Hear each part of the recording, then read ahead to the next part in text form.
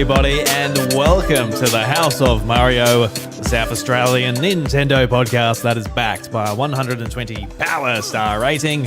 I'm your host, Drew Agnew, and the doors to episode 275 are open.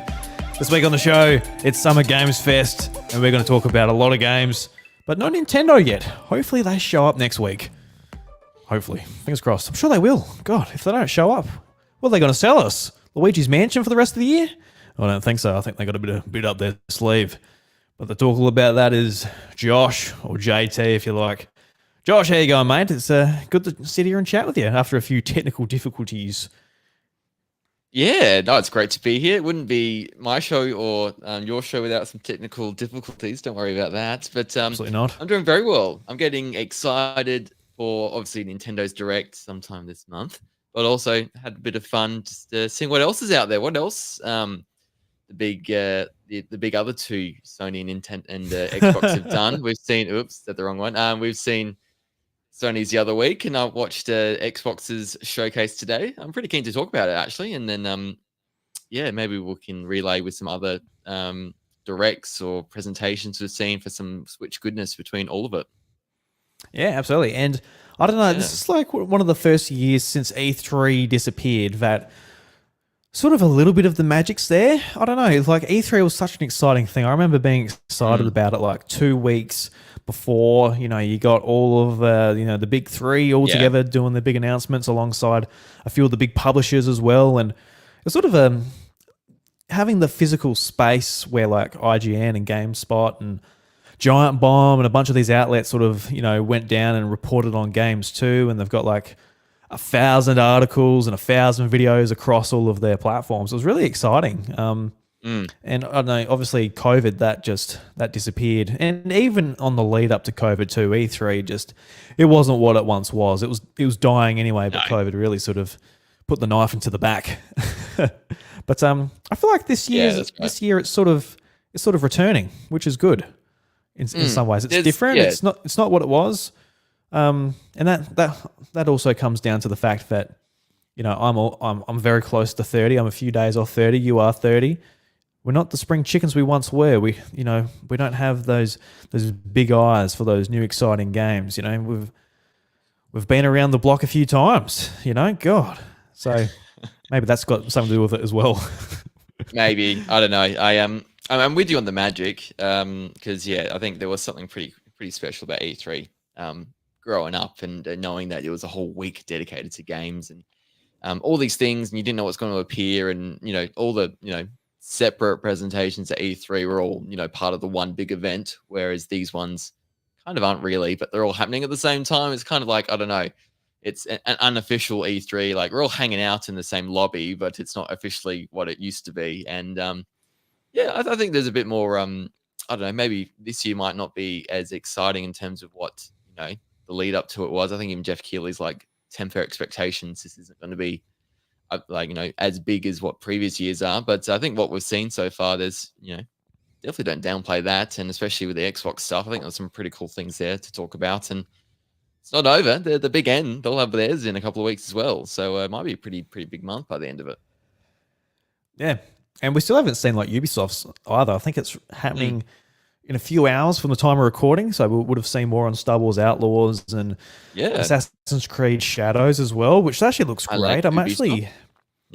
Yeah, I reckon I'm going to give those games a try. I take advantage of a Ubisoft doing the Ubisoft Plus with their games. When you say try, you're just going to buy a month subscription and away you go.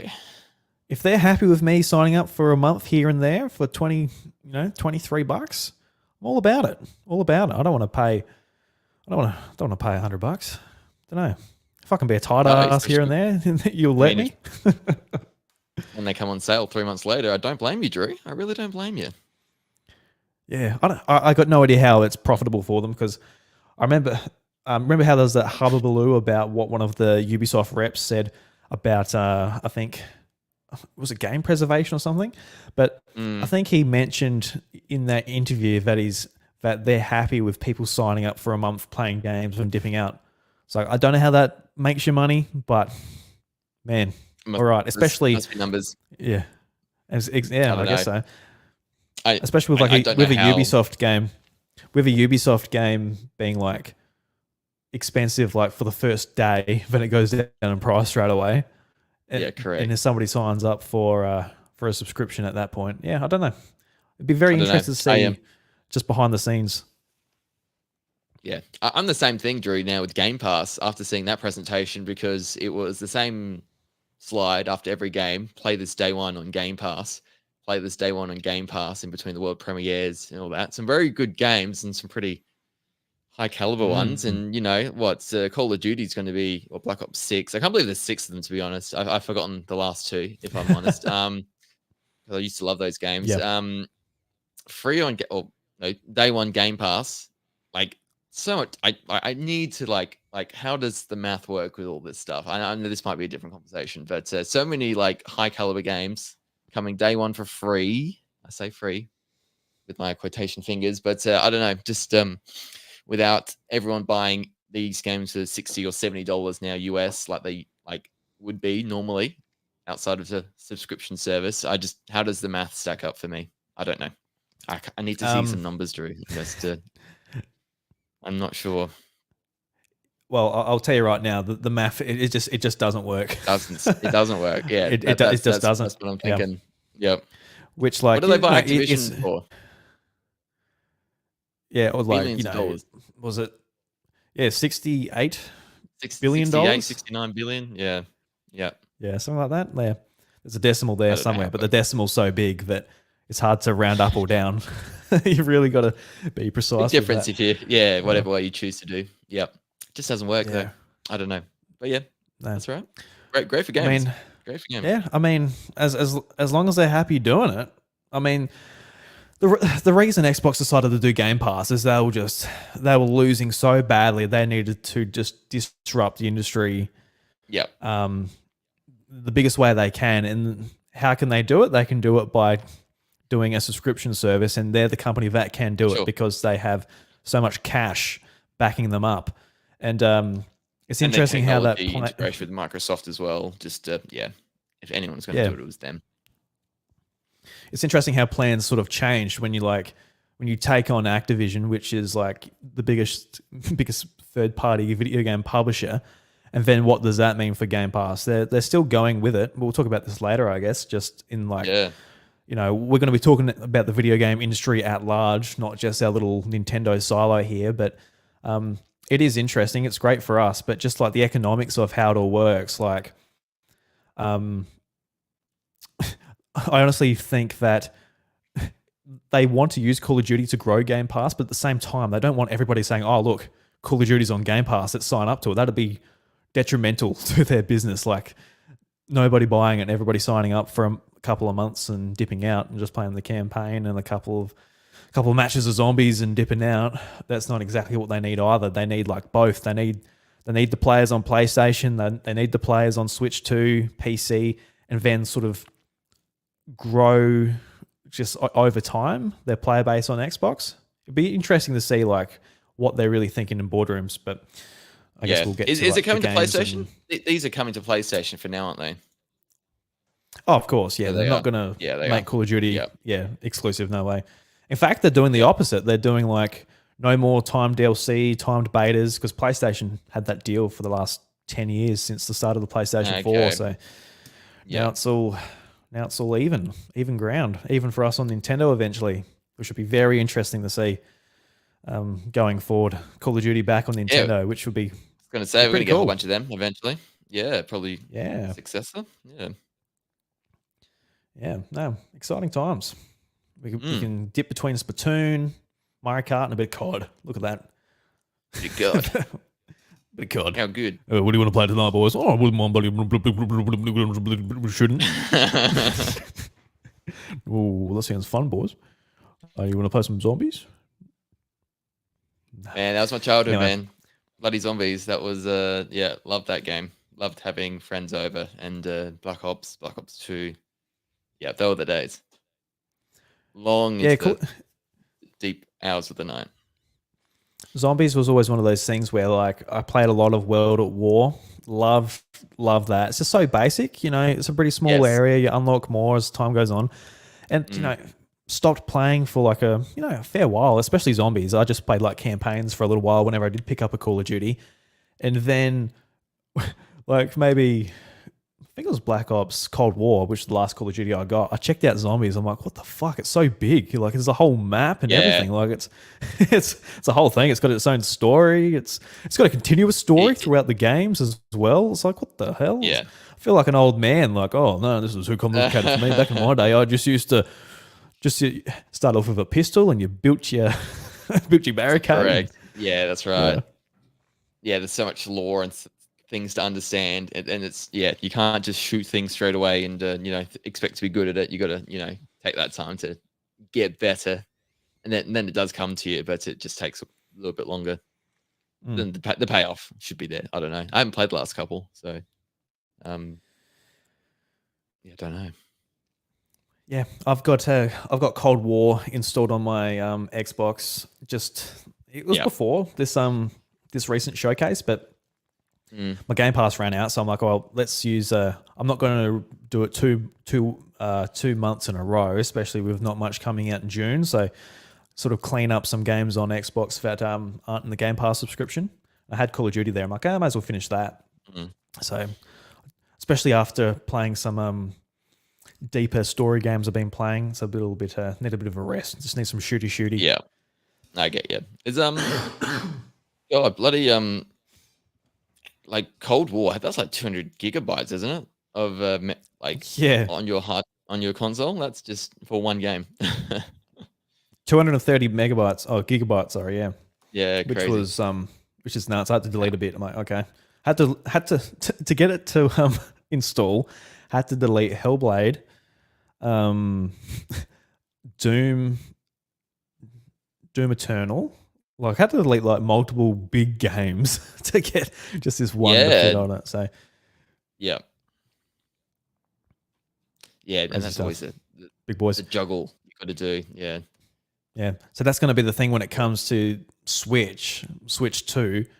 Like, you'd imagine it would have more than 32 gigabytes inside of it, but it's going to these games are going to get pretty big when it comes to like Switch 2, regardless of if they're 4K or not. Like PS4 games Correct. are pretty big just at 1080. So yeah. see how we go there. When it comes to Call of Duty, you're just playing might have to get the game card. Just get it physically. Hopefully it's all on the card, which it won't be, but you can No, you can hope. I don't know. That's just a big issue you don't have with Nintendo, and I appreciate it whenever I play. Tears of the Kingdom, and it was 17 gigabytes at most. Yeah, which is just unbelievable. Very impressive. Crazy. Yeah, that's right. So yeah, we'll talk about more Xbox when we get to it. But for the time being, let's do some housekeeping. If you want to check out the show, you can check it out on youtube.com/RideRuby. We can view it live and be amongst the chat, all of that. If you want to check it out later, you can check it out on podcast services. If you really want to help us out, you can leave us a 5-star review. Very much appreciated. And Josh, we did an episode of your show, Nintenvania, where we did our predictions for the upcoming Nintendo Direct. And we will be going through our results on the House of Mario right here when that very direct happens. But it was a fun show, and you've actually put up a bit of a prize as well for some audience participation to see if they can get those predictions right. So you gave me a few questions and we ran through them, but a few of the Discord members and that are able to participate and get a $50 eShop voucher, which is pretty cool. Have you had many people put in their predictions? Any interesting ones? Any ones that made you sort of think that you want to change your answer? Because after we did it, I'm like, oh man, I should have done like more maybe original games. It was all ports. I'm so ported out at the start of this year where that was always just on the tip of my tongue. But I don't think you're going to be far off, though. That's the thing. I think everyone's expecting it to be a bit of a port year, and there might be one or two new things. But yeah, I mean, not just for Discord members in our Discord, but for anyone who just we did the recording, put it on YouTube. So you just got to like the video on YouTube, subscribe to my channel, and then just comment on the video with your Nintendo Direct predictions based on the categories we have. And then you could do some really bad answers because it doesn't matter because I'm just going to choose one at random. So okay. I thought they had to win. Gotcha. No, All right. It's anyone's I'm not game. Gotcha. Yeah, I mentioned in the recording, like, I'm not gonna mark everyone. I'm not gonna have, like, 100 submissions, and I'm gonna, like, mark, "Okay, they get half a point for that, they get 1 point for that. No, that's wrong." And True, then, that's a lot of work. collate it all. That's a lot of work. So, I think we've had about 30 people, enter, which is really good, Oh, but, we beautiful. can get some Yeah. more. So if you're listening to this, just, look up my, socials, even on X or Twitter, or look up my YouTube channel at Nintendonia, and yeah, you can see the video. It's our predictions video. Had a lot of fun with you, Drew. That was some pretty good It guesses, was I good reckon. fun. I think we'll get some points between us. There's a little competition between us in terms of points. Who's going to win that? And then yeah, like Drew said, we'll mark how well we did when the direct airs. Which I love knowing is happening this month. Like, if we did this all for like thinking a direct would happen, it'd be a bit disappointing if it never did appear. But we know they said it themselves at the big end that it's coming this month. So it's keen to get one early, and yeah, we'll see how we go. Fingers crossed. Fingers crossed. I'm sure we will. But yeah, I wish they just gave us like a date like 2 weeks ahead of time. Especially for the Okay. June one. The other ones, do a day ahead, do what you need to do. But it would be nice to sort of plan ahead, especially when we've got all these would help. other press conferences too. Yeah. If Nintendo, are think you of going to react the to it? content creators. Yeah. I don't know. It depends what time it is. It might Yeah. I might be in the hospital at that point. It's getting pretty close to that. So that's another reason Yeah. it'd be good to know. It's like I've look, Nintendo. If I knew when if I knew when you're going to have your Helped her out, direct, Ed. I could we could plan the baby around that. We could plan the baby's birth around that, so it doesn't interfere. He promises to call the kid Shigeru if you Nintendo let us know when the direct's going to be. Yeah, I can't really. Don't know. Is Shigeru a girl's name? Because I'm having a girl. Miyamoto would be gender either way. I don't know. I'm not sure. Yeah. I'm just saying, offer something to Nintendo. See if they bite. I only know one Miyamoto, and that's Shigeru Miyamoto. So I'm not sure. The one and only. Shigeru. Yeah. Mm-hmm. No, yes, but it's so like how likely is it that it could coincide with the direct? Because that would be obviously you got your priorities, and this would be very secondary to it all, obviously. But knowing your luck, I don't know. Well, when Lucas was born, so Lucas was born, and then Chantel and him had to stay at the hospital. I was not allowed to stay at the hospital, so I went home that night. So I went home, slept. I think there was a Nintendo Direct that night, but I went home. Yeah. So, then like I watched it, and then on the way to the hospital, I recorded an episode about the Nintendo Direct. I remember on the way to that. the hospital. You went to a Macca's drive-thru. Yeah, I went through a Macca's drive-thru. Talked all about it. Did like a 40-minute or an hour episode, and then got to the hospital. Did what I needed to do. Held my son. All of that fun stuff. And they were both sleeping. So then I had my laptop there and I edited the episode and uploaded it. And fuck, I was efficient. Yeah. Jesus Christ! So good. I don't think I have that. I don't have that drive now. Nothing's going to stop you. Yeah. You can do it again. Yeah, maybe. Yeah. Who knows? But hopefully, hopefully I don't have to. Like, what time was it last year? It was pretty, like, the June one seemed to be later in the day, or early, like later at night for us. Maybe. I'm not sure. I can only remember like when middle of the E3 night more was so for us. an actual thing. Yeah, it was always 1:30 okay. for us here in South Australia. 1:30 was the Nintendo press conferences and then the Nintendo Directs. Yeah. But yeah, I don't keep track of it so much now because it's just so random, seemingly, like when it comes to the June one compared to like all of the leadway you get for everyone else. But we'll be talking about Nintendo games when they get announced. But let's talk about some games now, Josh. Games we've actually been playing, games that aren't in the far distance. What have you been playing, Josh? I've played a little bit over the last week. Do you want to jump in first, or should I jump in first? Yeah. The only real one for me, because I've gotten stuck on Hollow Knight and I've gotten frustrated by it, and I've tried a couple of times now. And I can't beat boss, and it's just like, I feel like I'm at that stage now where I don't want to pick it up again and try again. I'm like, I feel like I'm stuck Yeah. and done, which is annoying because I want to keep going, but I kind of, maybe I'll give it a couple of days and I'll try again. But yeah, struggling with one boss. So see how I go with that. But what's been easy and enjoyable to go through is Paper Mario still. So I'm up to chapter 5 now, I think. So made a decent, like over halfway through the game now, and yeah, still really enjoying that. That's been really fun. I get some people's complaints in terms of the repetition and the backtracking slightly. But I think overall, I'm just sort of really caught in the story of it all, and just how cool and unique these characters are, and why Nintendo doesn't do this anymore with Paper Mario. So very much enjoying it for that reason. That's been about it, really. I've had a pretty busy week.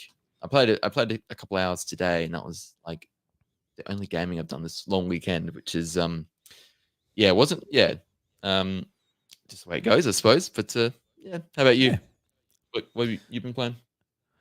I played a little bit. I started Yeah. and finished Hellblade 2, Senua's Saga. Oh, you finished So it? after, Nice. yeah, played through it. Probably, I got no idea how long it took me, but a lot of the reviews or people complaining about how short the game was, saying that it was like 5.5 hours. I feel like you've really be holding down that run button, just running through it, and you got to know you just nail puzzles straight away and don't have any Okay. downtime. You, Yeah. You're not listening to any of the dialogue that's happening. I'm like, don't know. You're either just very good at games or whatever. I don't know. But it took me longer than that because I think I sat down. I had 3 play sessions. What we're doing throughout the week is we're watching season 3 of The Boys. So we're watching 2 episodes, and then say we'll finish those two episodes about 10 o'clock.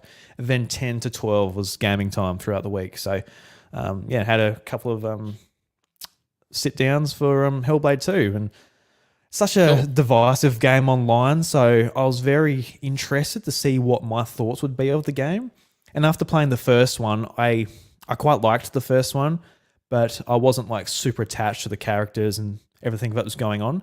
But Yeah. I think when it comes to the second one, there are definitely some changes, some improvements going on. It's a different story. It's a continuation, but ultimately, I feel like it's just like a continuation on, and that I probably regard them both pretty close to one another. But I think the second one is just that little bit better, just because it's just more modern. The graphics are just phenomenal. It's one of the best looking games I've ever seen. Even to the point where it's like close ups of the face. It's like that could be real when Senua's like doing these like really just crazy emotional just faces she's pulling off throughout the story.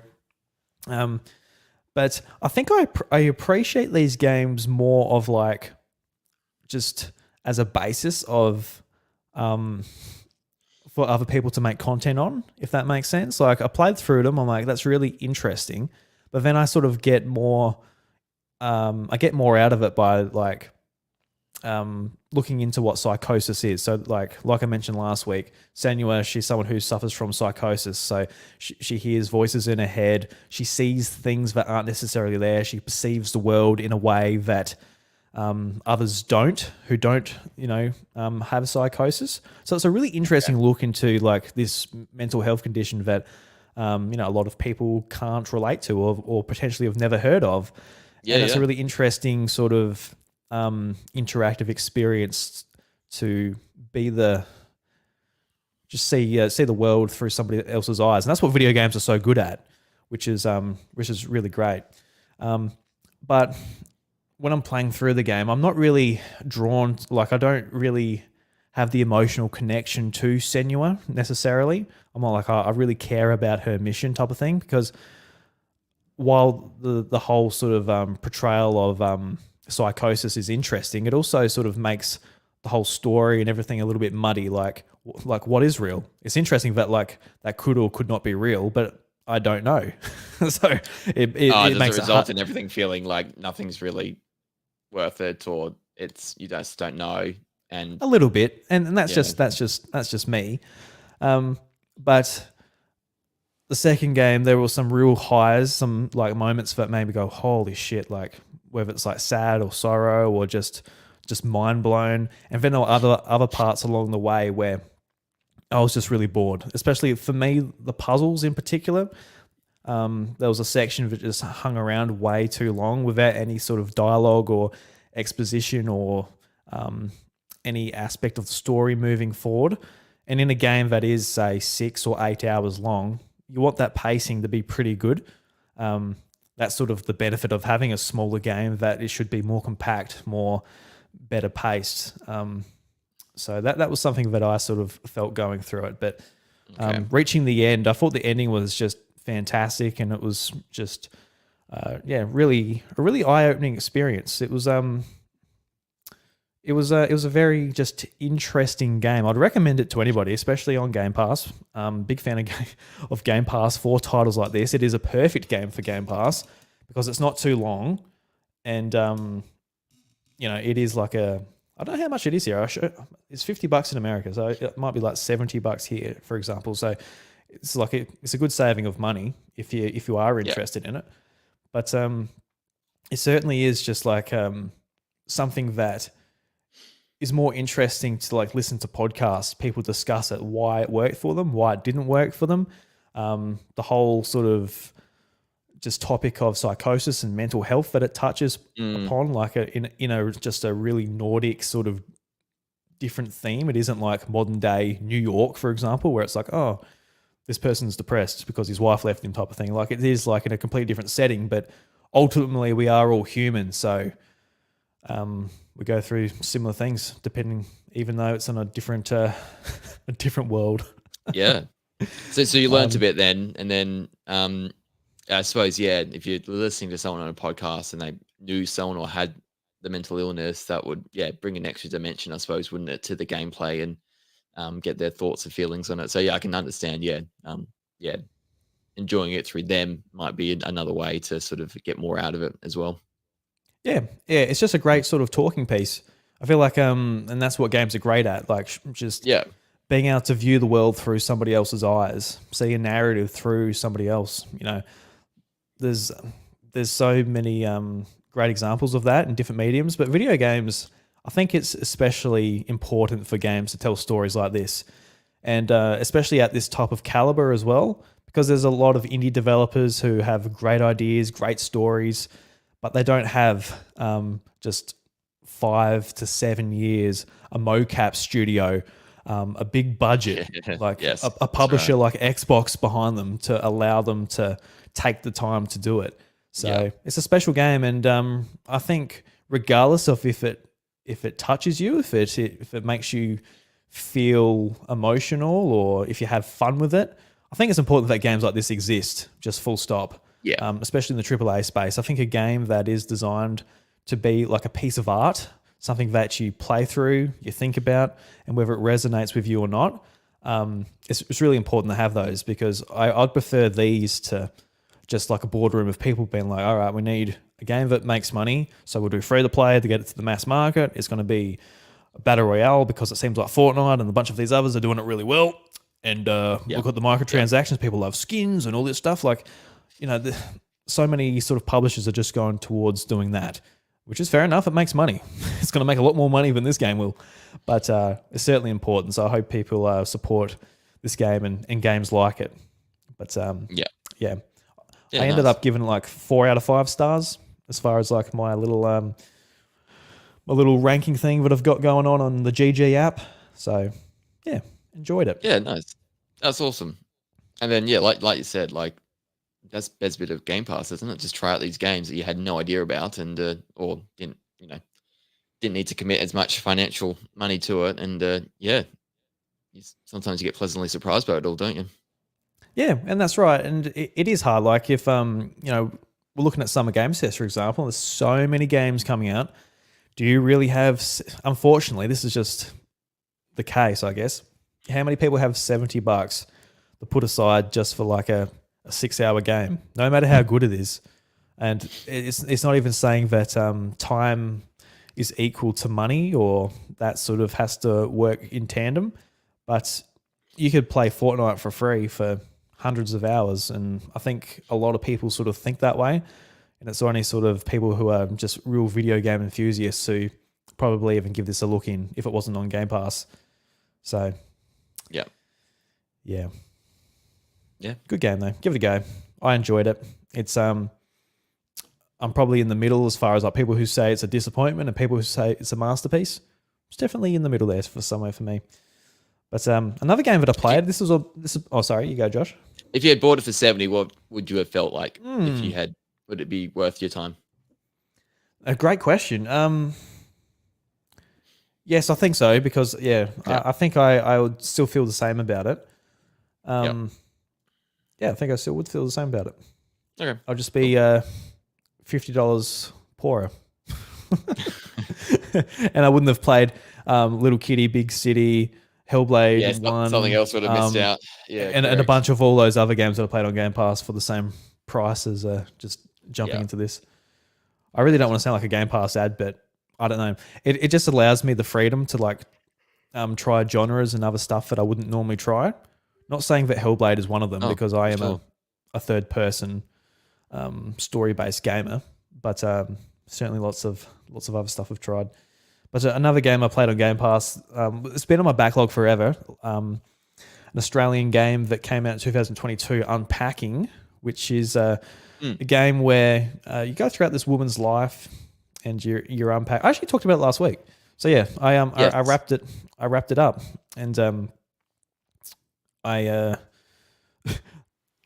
last level was a little bit frustrating because like I had, just for those that didn't listen last week and don't know what unpacking is, each level you're sort of unpacking boxes. This woman's moved from house to house and you've got to like unpack her belongings, put them in certain places.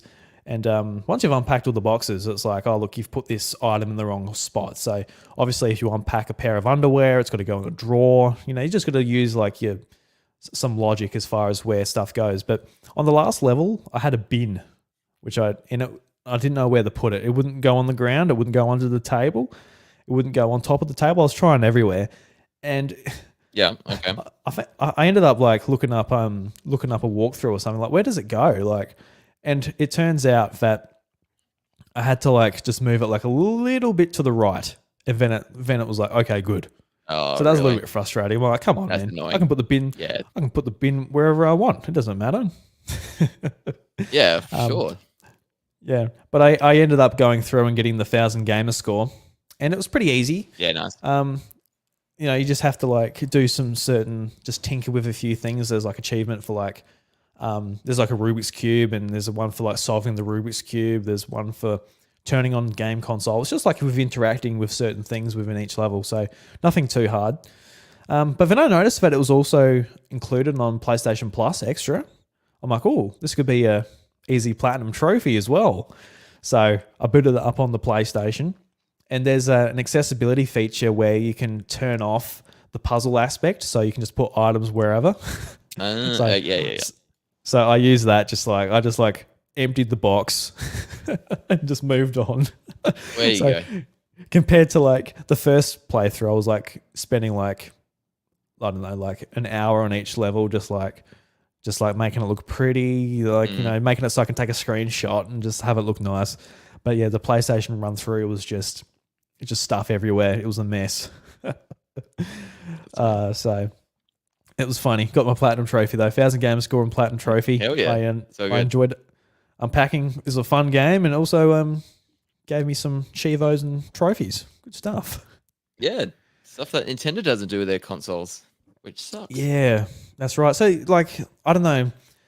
When it comes to stuff like that, I just find it a lot of fun. Like maybe it's a night where I'm a little bit tired. It's fun just to do some trophies, do some achievements.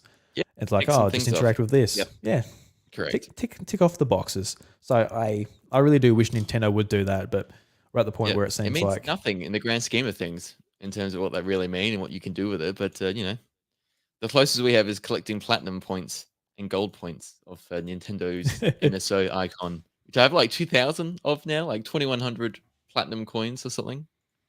Yeah, they build up, don't they? And you just use them on icons here and there. Yeah, correct. I need to like go to their website and redeem them or something and pay $8 shipping to get whatever I buy. Yeah, that'd be good. Yeah. But do you feel like you'd want achievements on Switch? Like, what's your sort of history with like achievements on Xbox and PlayStation? Have you ever been sort of suckered into it on a particular game Yeah, or? yeah, yeah. On the 360, we had a we had a 360 and with the game score, and we loved it. That was yeah. It did it with a lot of early on games. I didn't get an Xbox One. I had a PS3 by then, and so it was just trophies instead. I like both, and I think I just was more used to gamer score. But after a while, I think I'm just more used to trophies now, and I like those. And yeah, I don't know. Just Nintendo could do something small. It doesn't have to be the same, Yeah, I but think at you the know, just very something least, to yeah, this is what I'd yeah, like. Just a list of your games, like yeah, if like your most recent played to your least recent played, and then like when you first played it, when you last played it, and just how long you've played it. Just at least give us a list of that, so we can be like, oh, what have I played this year? And you just go back, because yeah. that's what's good Like a about calendar trophies and thing. achievements. Yeah, you can just at least you can go back and like, what did I play this year? And you just go back and go, oh yeah, I Yeah, played like these 12 games and I finished this. yeah. Yeah, it's just easier to keep track. Whereas Nintendo, it's like once it's out Gotta of wait for the that end of year thing. friends list, yeah, and you've got that, and that's only for like a few titles too. That's not for like Yeah, if you correct. play like a lot. And it's especially annoying because yeah, Nintendo actually does track that, but you can't Oh, just view they it. have it all there. That they Yeah, could it's give all us there. more. They just don't. Yeah, correct. The 3DS and the Wii U had great array of information for you, and they just don't do it now. Exactly. That's what I want. I want that. I want what the 3DS had at least. At That'd be nice. least, correct. Yeah, that's it. Get But something. but not least, I played Teenage Mutant Ninja Turtles: Shredder's Revenge. I had a bit of Ah, a okay. get together for my birthday last night, which was a lot of fun. And I was thinking, like the couple of days leading up to this, I was trying to think of some games that weren't Mario Kart and Smash Brothers, because that's always sort of the staple when people come over. Just like Yep. it's just sort of given. It's like, yeah, just play Smash. Yeah, let's just play Mario Kart. And Nidhogg is always one of those two. It seems to be those three that go into Mm, rotation. So I thought, yep. let's try and do some different things. So I got Mortal Kombat 1, and we played a bit of that actually. That was a lot of fun.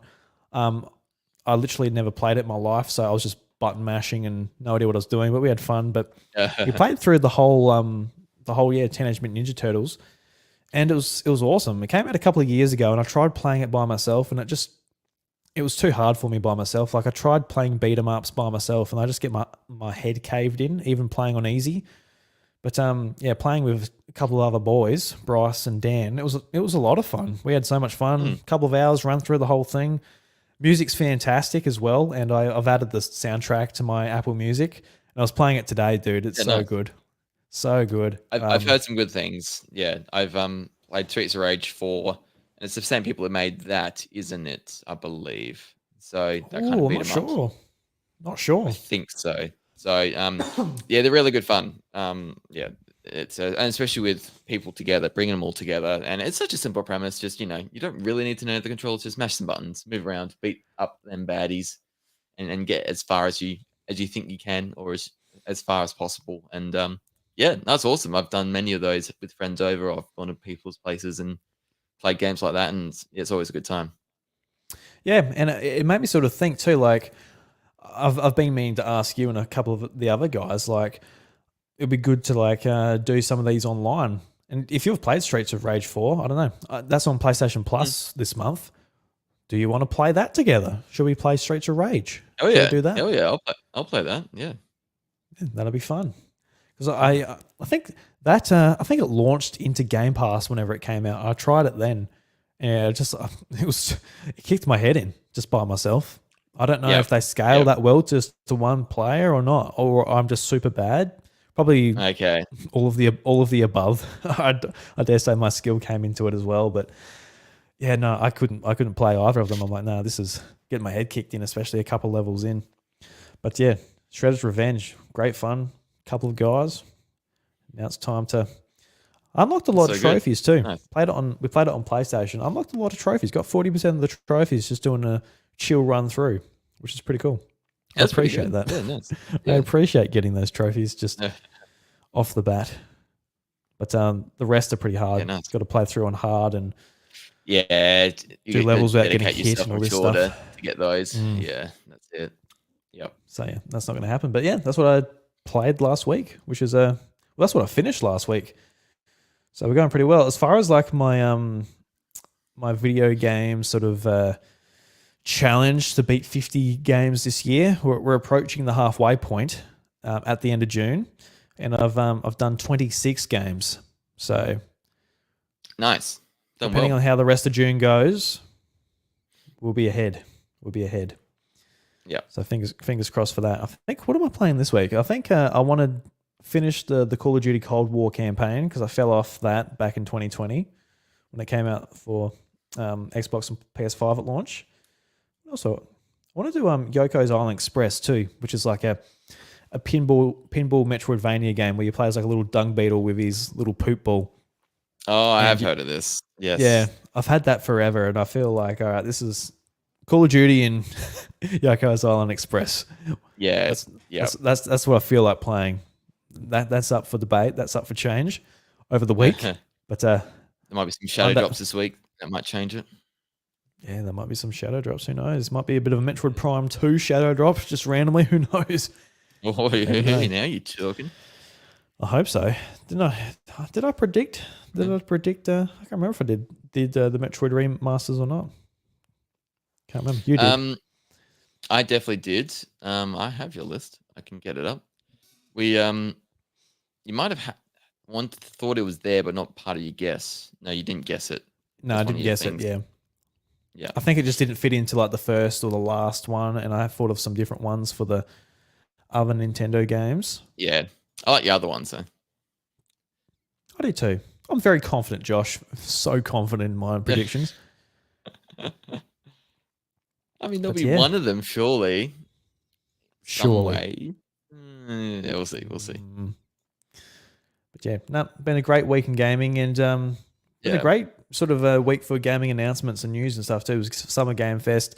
Like we said at the start of the show, we're going to talk about some of the showcases that have happened. We've had the Summer Game Fest. I don't know what he calls it. Summer Game Fest event. Don't know. Hosted by Jeff Keighley. And I don't know. I remember I woke up after, woke up in the morning. The event had already happened. And I just woke up to people on Twitter just shitting all over it, saying it was the worst showcase ever. I'm like, okay. And typically for me, like, these Summer Game Fest showcases, I don't get too much out of them, but it is a hard thing for Jeff. You've got to get the publishers that want to participate. And then you're also, you don't really have an audience. Like Nintendo has an audience where it's like, you're able to cater towards them. Yeah. Same with Xbox, PlayStation, Ubisoft, EA. All these companies have audiences that they can feed to. People go in with expectations. But with Summer Game Fest, you go in with the expectations of just like every game ever. Like you could have an amazing showcase for somebody on PC who's like, oh, look, I got new Valorant content. World of Warcraft looks amazing. Oh, look, Apex Legends looks fantastic. Can't wait to dive back into that. But for Josh and I watching that, I'd rather probably just start golf. I'd rather do a different hobby than play those games. I'll do something else. So it's a hard thing to sort of touch Power on, Rangers. I don't know. Bit of Quidditch. Yeah, man. So I don't know. I watched through the event and I don't really see what people were complaining about. I feel like there was a nice little handful of games there for me. There was some games that looked great that I'm not going to play, but I can definitely respect. I think Jeff put on a pretty good showcase this year, to be honest. Nothing like mind-blowing necessarily, but there's definitely some things there I feel like I'm keen to play at least. How about for you, just before we maybe dive into some of the games we're looking forward to playing and picking up, but what did you think of it overall? So I haven't watched it directly. I've just read the things and a bit of the discourse, I think, since and just what he mentioned earlier, that he was setting expectations beforehand, that it's not a really big year to sort of as big as others, but I think that's a bit of a disservice when he sort of says that and isn't hyping up the presentation for the developers and publishers that have put their hand up and decided to sort of partner with him and showcase their things. So I thought that was an interesting comment by him. But yeah, I know there's some other things I've looked through. Like, oh, this is a Batman game. Then I look into it. Oh, it's only for it's VR. Okay, is it coming to PSVR? No, it's the other device, whatever it's called, MetaQuest, whatever it's called, and um, it's just yeah, you just feel that there's maybe something for everyone here, but I totally agree what you say in terms of the actual target market. Mm, there isn't like one person that's going to be satisfied with everything in these presentations. Like there could be with the Nintendo Direct, like there could be with Xbox, like and Sony as well. It's just yeah, it's one of those things. There's he's building something up, isn't he, over these years, and it's going to hopefully get bigger and bigger for him and get more exclusives or more sort of really sought after exclusives and things like that. But yeah, I don't know. It didn't seem to rate too well from what I saw. But just looking through it, there's okay, like Civilization 7, there was content for that. There's if you look through it, there'll be something there. So I thought, yeah, it's fine as well as what I expected it to be. Really, how'd Yeah, you rate it? that's probably like a B minus. Like if Yeah, we're going back to school, we're doing those types of ratings. yeah, yeah, Yeah. Look, it was I had no expectations, like because usually I just sort of glance at like the list of games and go, yeah, and then just move on with my day the last couple of years. But this was great. I was I want to talk about this game to start off with because it's an interesting topic and it's something that I sort of want to touch on. The first game that was announced here was Horizon Adventures. So it's a yes, Lego game featuring Aloy and just the whole Horizon series, which is a PlayStation IP, which is one of their biggest franchises over from the first party PlayStation studios. And it looks fantastic. It looks like a lot of fun. It's just a real Lego-fied Horizon, and it's just real on the goofy Switch. and it's like yeah. And I guess relevant to this podcast is it is coming to Switch. So this is So weird. a PlayStation first party IP, and it's coming to Switch in Lego form, which is pretty cool, and it's sort of interesting because I guess PlayStation's really looking to push Horizon, which is I think Horizon compared to its other IP over at PlayStation, a lot of their IP are like mature rated, but Horizon's like a PG title. So I feel like if they're Yeah, going to pick one of their games to sort of push towards a younger demographic, Horizon's that's the the one. one to pick. Yeah, And if you're going to look for kids to onboard onto PlayStation into the series, you got to be on Switch. Like it's just a platform that a lot of kids are playing, and a lot of I yeah, guess correct. a lot of parents feel comfortable giving to their kids as well. So allow them to play. So a really interesting move by PlayStation to get it there because they still believe in exclusives over there. It's only Xbox that are sort of given up Yeah, on that because they have to. The console market's in a bit of a dismal state, but it's interesting just to see PlayStation let it go just a little bit, even though it doesn't really matter. Like I don't think this isn't going to bring people to PS5 anyway. So it is just like, all right, let's use this title to onboard and Horizon 3, Horizon the MMO, all of these games in the Horizon universe. Get those kids in, onboard them. It's yeah. like it's like a drug dealer giving out crack for free. That's what PlayStation's doing. Like, come on, kids, you like Lego, don't you? Get them Look, young. Aloy, look how cute she is. She's eating hot dogs, and there's a banana man in there too. Come on, come over the PS4. But yeah, I reckon I'll play this. I reckon it looks like a Yeah. lot of fun. Mm. It does look fun, and yeah, you bang on. It's definitely maybe outside of Astrobot Lego, I would love to see that, but this is a pretty good alternative as well. I think yeah, Nintendo's not going to say no to any of this. Yeah, you can bring your games to Switch. They'll sell Of well, course, yeah. and um, yeah, it's just Nintendo's just not going to do the same thing. It's Samus in Fortnite, no way, because that will be on a PlayStation 5 or an Xbox console, and we do not want that. So yeah, and yeah, like you said, it's just gonna they'll play it on Switch. Kids will love it. What's Horizon? Okay, it's from I want to play more. Okay, I need a PS5 for that. Mummy and Daddy, I want a PS5 for Christmas. Please buy me one. And yeah, away you go. So um, these Lego games are huge, I imagine. Like when your kid Lucas starts properly playing games, I imagine like these Mm. Lego ones will be like the ones he'll like get drawn to first and really sort of like get addicted to effectively. And yeah, it's like crack. Yep, you get him in. He'll love Horizon after playing this game. It's like, oh, Aloy, oh, I love you so much. Just dressing up as Aloy is, for Halloween and everything. All the kids just Oh love yeah, them after the Lego game. yeah, Yeah, it is. I think what's been going on with Xbox over the last 6 months, when they have been bringing their exclusives over, it is a really sort of interesting sort of, I guess, just thought exercise about what an exclusive means for a particular company. I think it's very clear that people are drawn to exclusives. It gives them just an allure around like the game. It makes it feel more special, and it makes justifies why you people. bought the console. Yeah, it justifies it, and it draws people towards an ecosystem where they spend their money, and ultimately, like PlayStation doesn't make all their money out of God of War and Horizon. They make the money out of you buying a PlayStation, maybe for God of War, but then you play Fortnite, Apex Legends, Diablo, all of that stuff there, which makes them just boatloads of money. So that's Yeah, what's that's really right. important about it. But there is a certain point, like with Xbox, where like Sea of Thieves, are people looking at Sea of Thieves like, oh, I've got to get an Xbox? No, they're probably not. So No. by not putting it on PlayStation, you're just hurting the game. The game's got so much potential. You may as well just put it where people can play it, and then the IP will be bigger than, say, any one platform.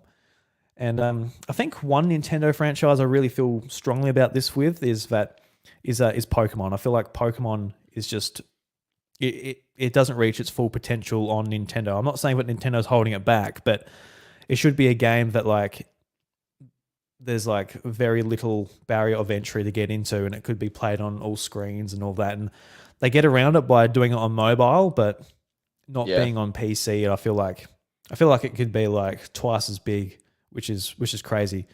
But it's just being used as a, hey, come and play over here. It's the only place to play it, type of thing. Don't know. That's like a sort of a topic in itself. But Yeah, oh, for sure. Yeah. Yeah, and it's not just Pokemon, I feel. There's definitely a couple of others they could really leverage the more mature market with some other and better online infrastructure for sure if they yeah. if they moved across. Yeah.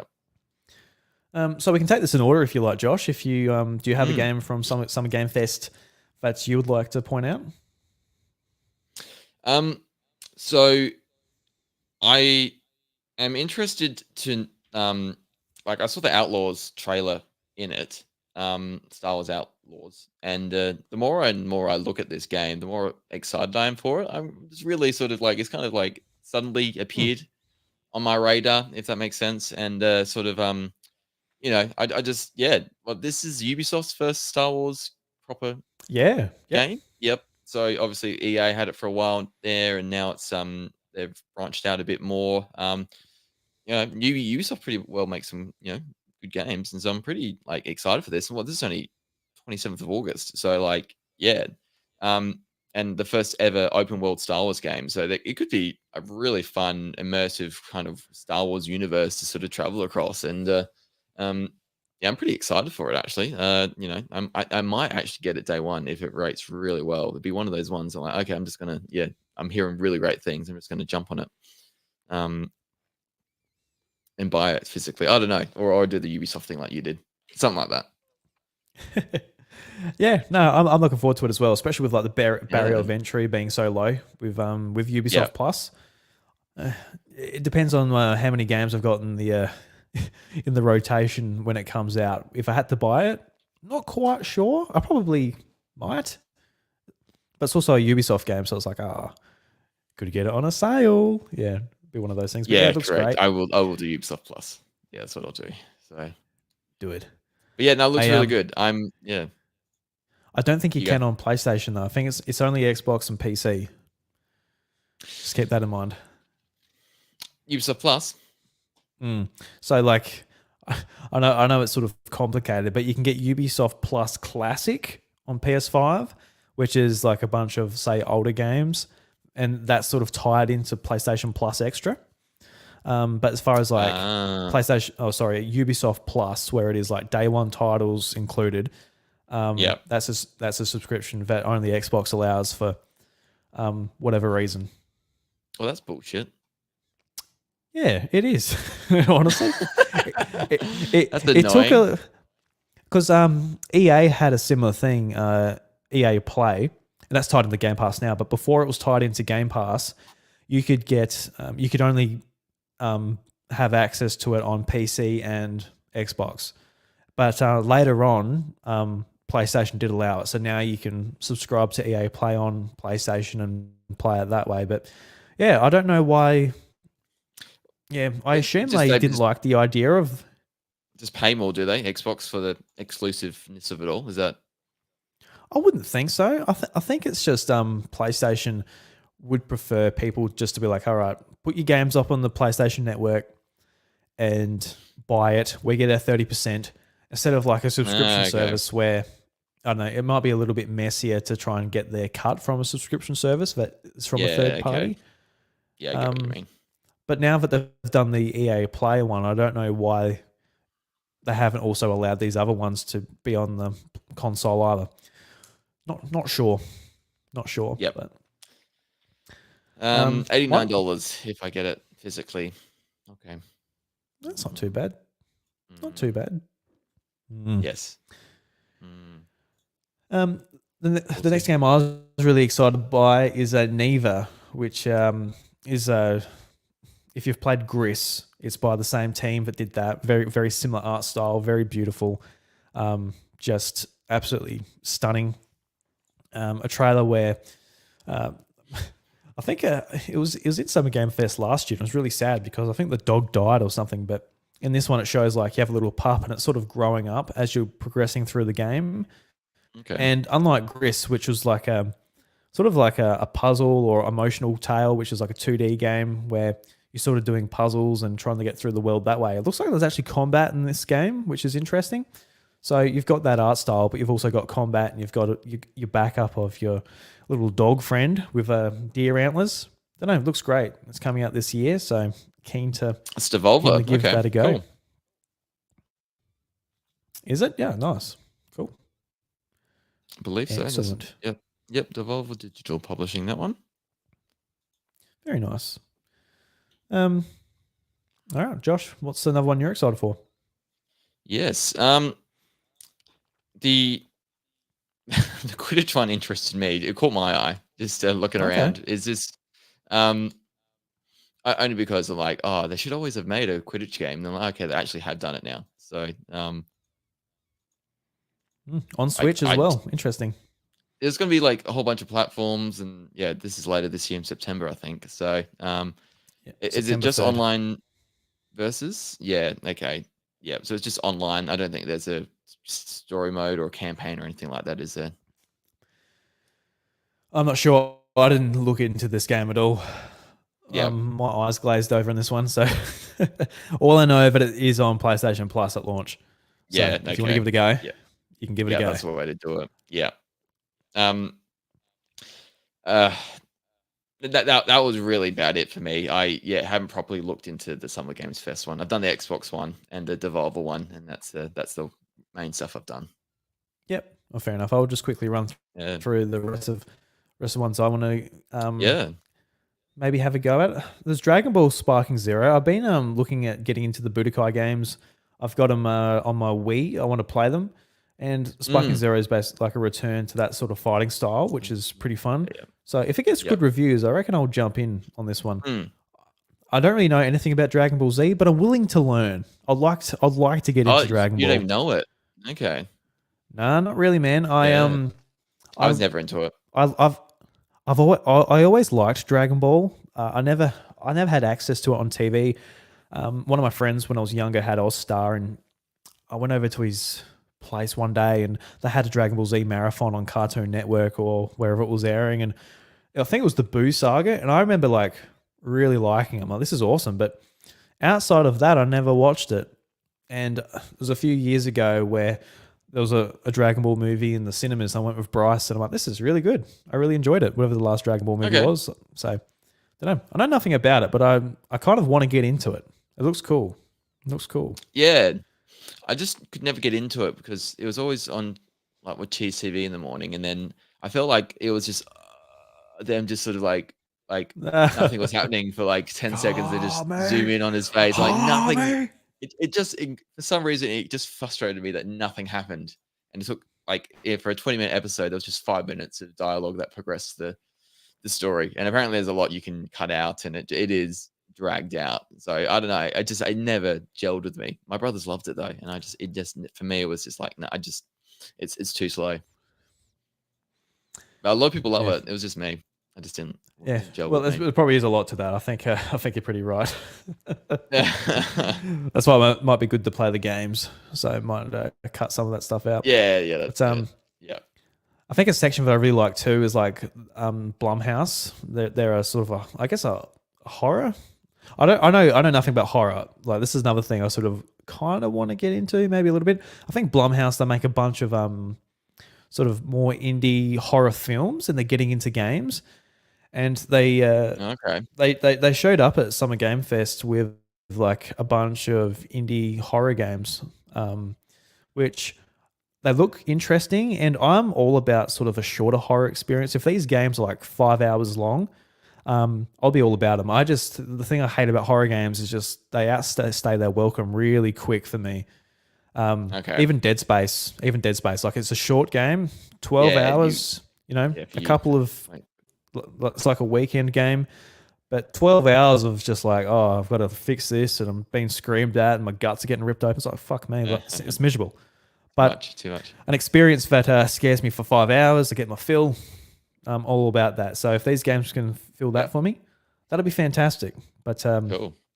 I've got to look into it more. But I really appreciate just the sort of the vibe these guys were going for. They seemed really passionate about what they're doing, and it sort of shows the strength of video games. How it is a medium where it is like artistic over anything else, especially in this sort of AA space. So excited about that. I'll be keeping my eye on it. That's definitely something that I wasn't going into. Like, oh, I want some horror games, but getting it put in front of me, I reckon I will. I'll keep an eye on it.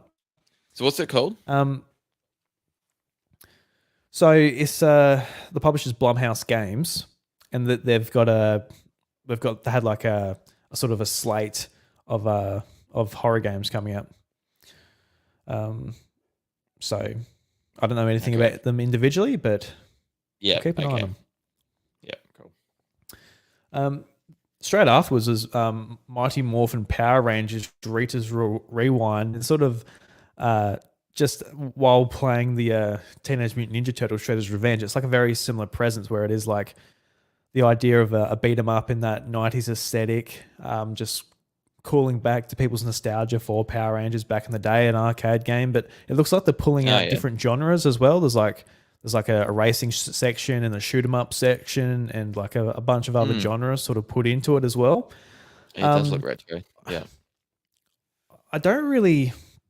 I got no nostalgia for Power Rangers, but it just fills that void of the 90s where I still have nostalgia for it for some reason. So I'm keen to give this a go when it comes out. Yeah. I'm looking at screenshots now, and I can see what you mean. And so sometime later this year. But yeah, that looks cool. Co-op, there's a bit of the flavor at the moment. A beat 'em up, co-op beat 'em up, and use some more retro IP to fit it in. I wasn't huge on Power Rangers either, but it was always, we'd see bits and pieces of it, and then the transformations at the end were always a cool bit for me. They're getting the big thing at the end. Yeah, no, awesome. Yeah. Next up for see, this is the thing. I've got a lot of games out of this for I'm like, it looks great. That's why I'm not disappointed. So I actually didn't realize I had this many. Another one is Deer and Boy. So it's kind of similar to Rita in some ways. It's a different art style, but you're a boy. You've got a deer companion, and it sort of grows up with you as time goes on. Probably going to be really sad in some ways, but yeah, it looks like a narrative sort of 2D platform adventure, which I'm all about. Sort of similar to Limbo and Inside and all that sort of stuff. Playdead do. So keen for that one. Slid Ahead. Okay. This is another one I'm looking forward to as well, and not because of necessarily the game. The game, it's like the enemies look gross. It looks like a horror game, and it did look a little bit janky in some ways. I can see this game reviewing poorly, just just by looking at it. In some ways, I can Yeah. see some reviewers, not like it. Hopefully, I'm wrong on that. But why I'm interested in this is it's the sort of designer behind the creator of Silent Hill behind this, and after Silent Hill, he went to Studio Japan and did Gravity Rush, which Gravity Rush is one of my favorite games of all time. Yes. Okay. And when yeah. yeah, and when Studio Japan folded over on the Sony side, a lot of that team from Team Gravity followed him to make Slid Ahead. So I'm keen just to play it for that reason. Just a creator that made one of my favorite things of all time. I love that series. I'll always love that series. Yeah. And they've moved on to do their own independent game, and it looks interesting. Looks a bit double A, but that's all good. Doesn't have to be the best thing ever. If they've got an interesting idea, it sort of looks like you can sort of go between bodies and different consciousness, and you're like, I can't even explain the sort of the combat, sort of like beat 'em up combat, but also like it was like a scene where like somebody like makes a gun forms out of flesh, and I don't know, it was really creepy and disgusting. Like all the enemies, it looked horrifying. But I'm keen to give it a go and at least support maybe the creator of a franchise I really liked over on the PlayStation side. That's cool. Just follow the creative one, your favorite series, and see what they come up with. And chances are, if you liked Gravity Rush, you're probably going to like what they come up with here. Hopefully, well, that's the plan anyway. That's the plan. Yeah. Was it the devs? This was really cool. I think the devs of Among Us, they announced Out of Sloth Game Dev Fund, which is since they had a big success with Among Us, they've sort of jumped into the sort of game funding and publishing side, which is really great. So they're sort of trying to,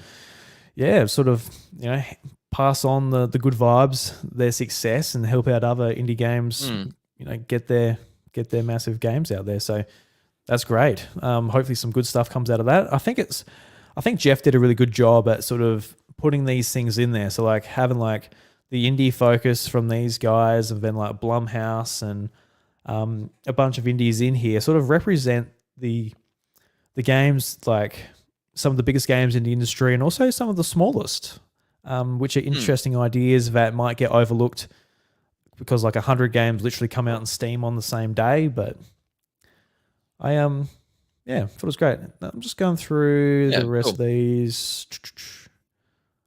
I think I'm pretty good. So there was Monster Hunter Wilds and stuff. I'm keen to play that, but I don't really have much to say about it. I'm still new to the Monster Hunter series for the most part, but don't know. I thought it was a great show. There's a lot of games there. I'm keen to play. I think it started off with probably the strongest one with Lego Horizon, just the fact that it was a PlayStation game. But I thought it was a good showing. Good showing all up. But okay, I'll have to check it out properly and look through the announcements. Yeah. All right, let's move on to the Xbox showcase. This happened basically this morning at the time of recording this, and I got to say, Josh, before I sort of say my thoughts on it, I know you're not an Xbox gamer or a PC gamer, so what did this showcase do for you, and did it make you want to go and get one of those platforms to play some of these games? And I guess how would you rate it as well?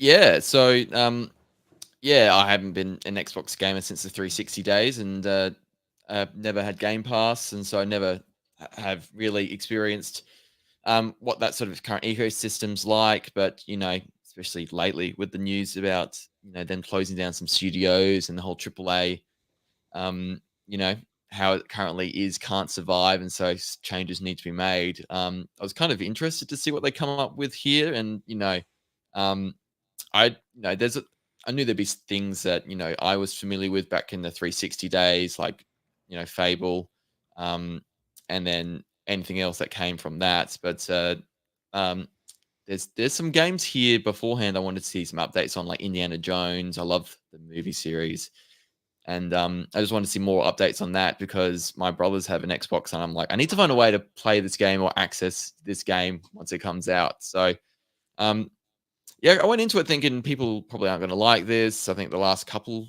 of these presentations they've done haven't really gone down too well. But I watched this and it went for a while. Like it's like 70 minutes of Xbox games getting shown at you. So firstly, I think it's long.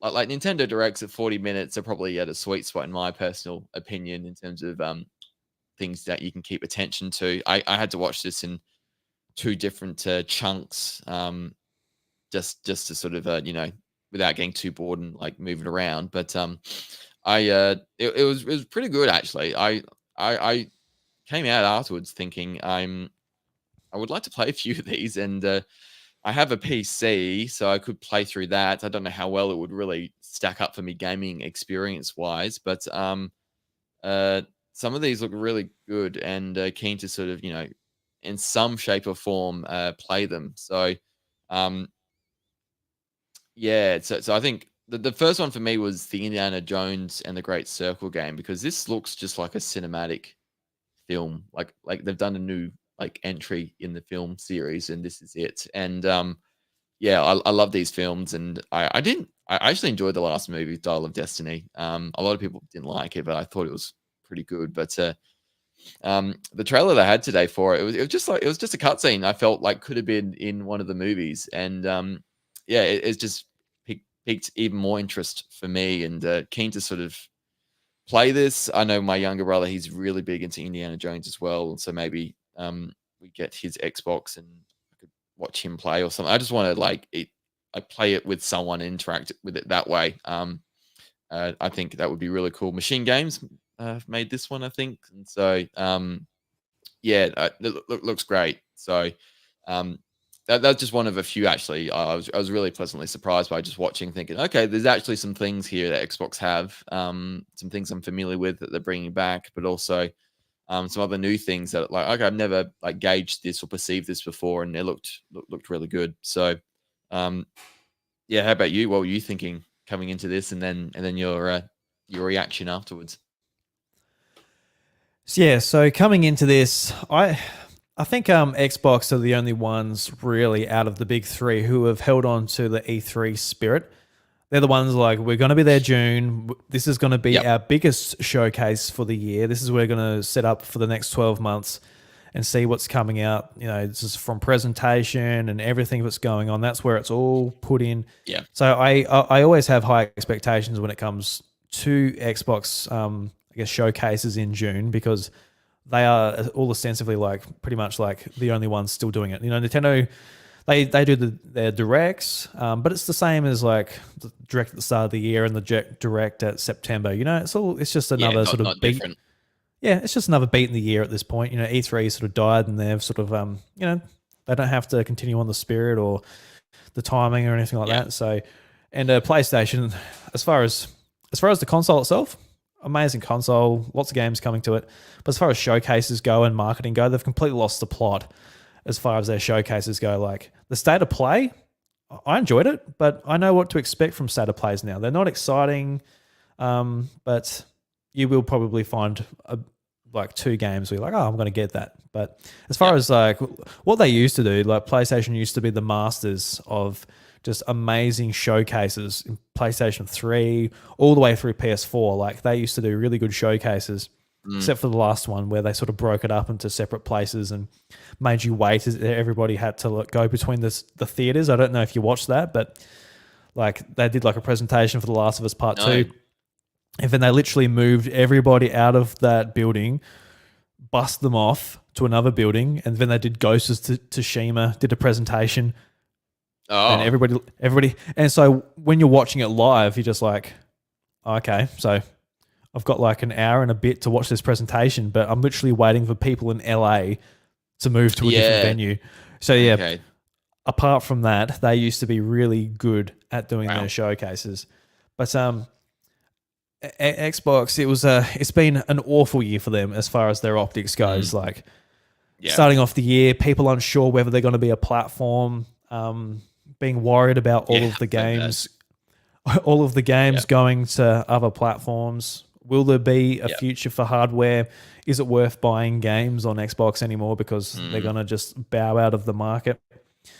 And then all of the Activision, since it was officially bought, they had to really change their, I guess, business strategy, and that led to a lot of layoffs, both at Bethesda and Activision, studios being shut down. And studios being shut down that maybe on the books, obviously, if you're looking at the books, there was something that made them shut them. Like, I'm not going to say that I'm smarter than these educated people that run very high positions at Microsoft. I'm not going to say that, but I am saying from the perspective of a consumer who has been paying very close attention to the products a lot of these companies put out, have and enjoy a lot of them, and somebody who's stuck with Xbox for a long time through the Xbox One, and sort of just a lot of Xbox fans, they've just sort of waited like, all right, eventually the dominoes will fall. We will get games. 2018, a bunch of these studios got bought, including Ninja Theory and a bunch of these studios, and these games are just starting to come out now.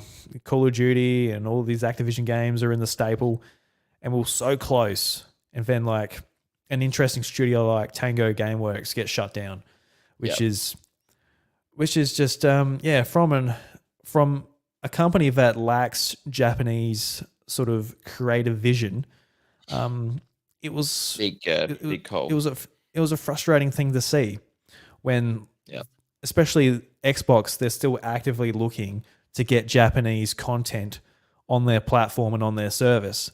So having an in-house team that they shut down was brain dead. So they were going into this showcase with a lot of frustrated people being like, all right, so it's been an awful year, but we know you have games. You've got the most studios out of any third party or first party in the world now that you've acquired Activision Blizzard. So show us those games. And they came out and showed us those games. My God, this was just like an amazing showcase. It really was. From stuff that we knew about, from stuff that we needed updates on. And I think for me, especially stuff that I never knew I wanted, like brand new IP from third parties that are launching day one in Game Pass. So I don't even have to think about, doing the $100 purchase or anything like that. It's just like, that looks Are cool. they all launching on Game Pass, Drew? A lot of them are. Really? Yeah. Wow, it's not like they showed a slide every time that was going to be the case. That's right. Yeah, they let you know. They let me know. That's for sure. Which they should. So honestly, for me, this is a 10 out of 10 showing from Xbox. Cool. Like it was amazing. It was great. And there's a lot of stuff. I think I forgot how many I counted, but I got like literally a little graphic that Xbox released. I think I circled like 16 games from this showcase that I want to play. Yep. And it's like 30 announcements I think I got here in total. So yeah, I don't even know if this is everything on the little graphic here, but yeah, I circled a lot of stuff and very much looking forward to playing a lot of it. And I don't have to think too much about buying it because I don't have to, which is good. No, that's right. Ready for you straight away. But yeah, I think it's been a good showcase. It doesn't redeem Xbox of their stupid decisions. I think this is a bit of a distraction for the time being. It is frustrating that that's the case, but it is just how it works. Bad stuff happens when it comes to like the business and behind the scenes. But they're like, but look, we got Call of Duty now. People are like, it looks pretty bloody good. I'm going to forget everything. For sure. Yep. Even to the point where like Ryan McCaffrey, he interviewed Phil Spencer today about just about Xbox and about the showcase. Yeah. And he did bring up the closures and everything that happened. And Phil Spencer gave his answer was basically like, I've got to make hard decisions and but these are the decisions that need to be made to, keep a healthy business type of thing. Which is like, you can't argue with that. Yeah. Yeah, you can't argue with that because we don't know the numbers. But yeah, it's. I would like a better answer than that. But I think a lot of people, they were also like going down Ryan McCaffrey's sort of throat, being like, you should have sort of pressed him more. But I listened to the podcast today at IGN Live. I was just listening to the audio, and people in the crowd, man, they were just like, they come back from an ad break and they're just like, Xbox, Xbox, Xbox. Like, I was like, holy shit, they sound like fucking lunatics there. So it's not really the place to be like, sit down and be like, all right, let's ignore all of this stuff. Let's just talk business and politics behind the thing. It's not really the place to do it. Yeah.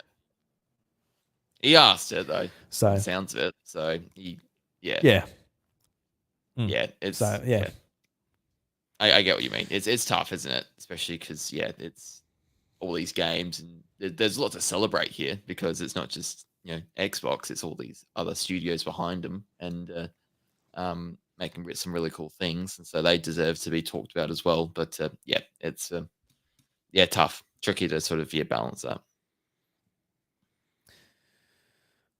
It is. Anyway, do you have a list of the games there? Would you like to I do. Start off? Yes. So I talked about Indiana Jones, but another one that sort of caught my eye that maybe I didn't realize it might have, like Avowed, because it comes out later this year and looks like a really cool kind of RPG. Who's made this one? Like, it just Obsidian. Looks, Obsidian, isn't it? Yes, yeah. So like, comes out later this year.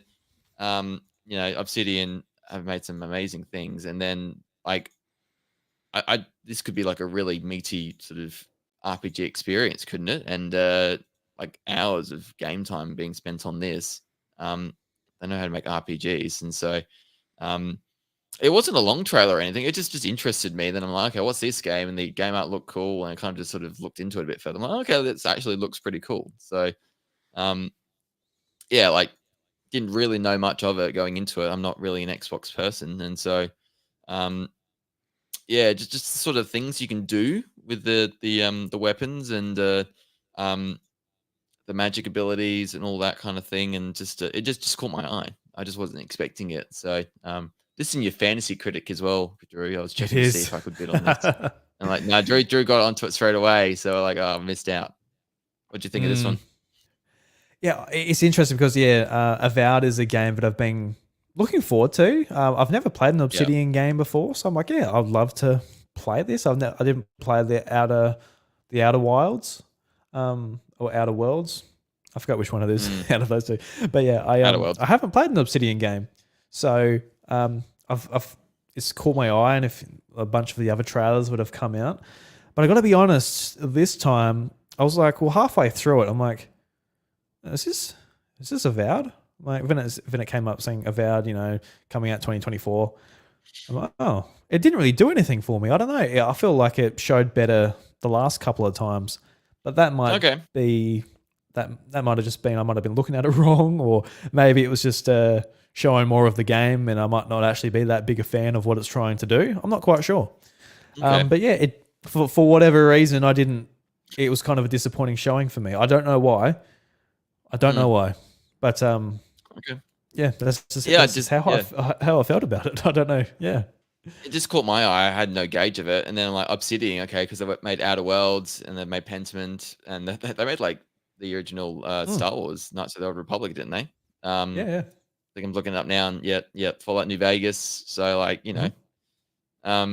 South Park: Stick of Truth. Yeah, exactly. So actually, I did play that one. Yeah.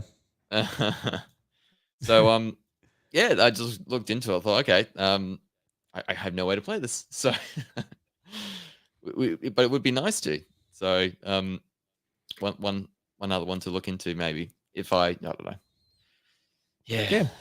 That was actually going to be a follow-up question. It's going to be a follow-up question I was going to ask you. Like, with all these games coming out, are you tempted even like a little bit to get an Xbox, whether it's a Series S for a little bit cheaper or a Series X? Like potentially, like like really liked Fable growing up. Playing those games, we played a lot of Gears of War on the 360. So that what the new one there that looks really good.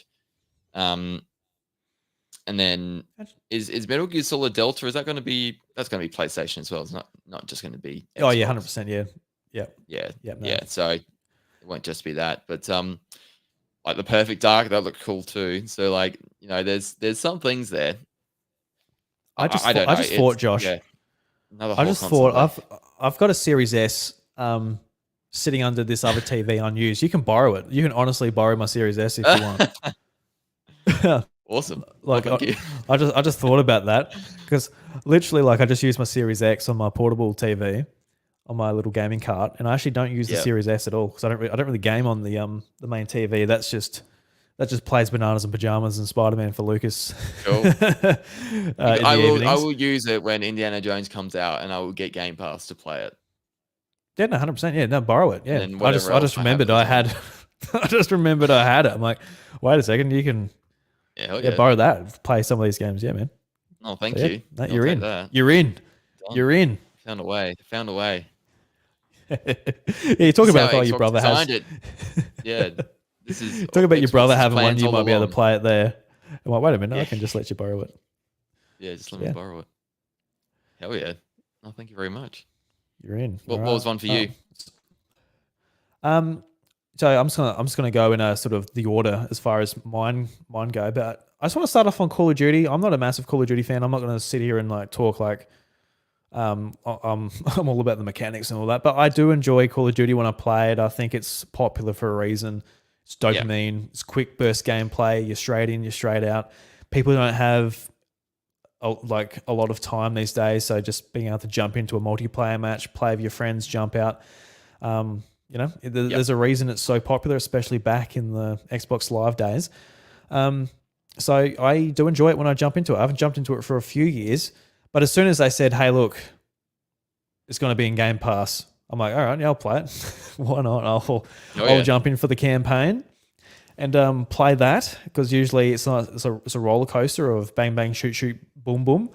And I never remember a campaign once I finish it. Like they're always honestly Yes. they're always so forgettable. Like I can't point to one character. I'll be like, oh, Captain Price from Modern Warfare and stuff like that. Yeah, sort of. That's just from I don't know why I remember that. Probably Bryce telling me something.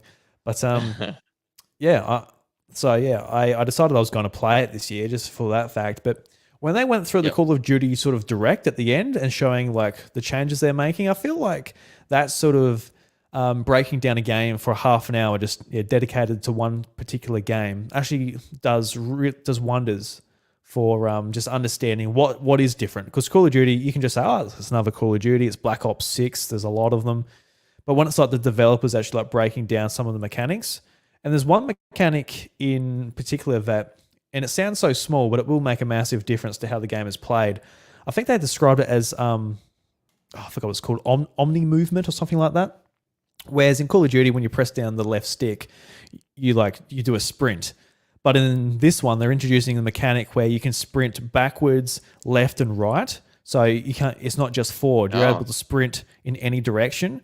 And they're showing off like some mechanics of like, so you're sprinting backwards, you're using your pistol, you're firing, and then you can like, I guess, when you hold whatever button it is and you do like the prone, you do like the dive or the slide, and he sort of jumped off and like fell off a cliff and like landed on his back, and then he's like shooting. It looked like an action movie. Like it really did, how you're able to do these mechanics. So it looked really cool. So just stuff like that. So I'm just keen to sort of jump back into it and giving it a go that way.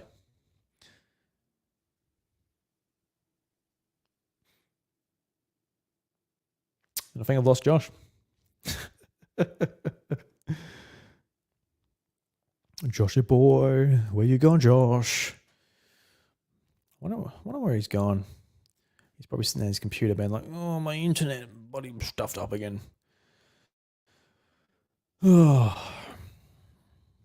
Yep, he's gone. It's funny because yeah, Josh, he's internet, man. It just it buggers up on him. Goes from 4G to 3G, and it's all over Red Rover. Well, maybe it's 5G to 4G. It's not quite that bad. But let's keep going through these myself. I got a list here from explosionnetwork.com. Dylan Blight has done a wonderful job of just putting all these trailers and everything together. So shout out to Dylan Blight. I haven't talked to Dylan in a long time, or any of the Explosion Network guys. I do miss them. I miss a lot of people. I do. All right, let's go through some of these sort of games then. Hopefully Josh can join us again. I'm not sure. Let me bring up my little Discord here. See if he sends me a bit of a cheeky message. Got 3% left on my phone. There we go. Another game that I was really actually excited for was Expedition 33. And this is like a brand new IP. Looks just graphically just absolutely gorgeous.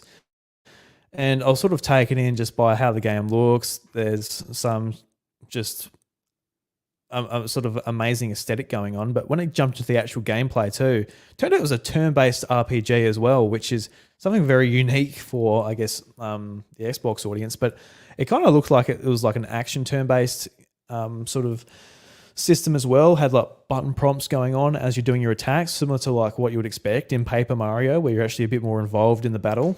So I'm really excited about that game. I think that's going to be absolutely fantastic. Looking forward to jumping into that one.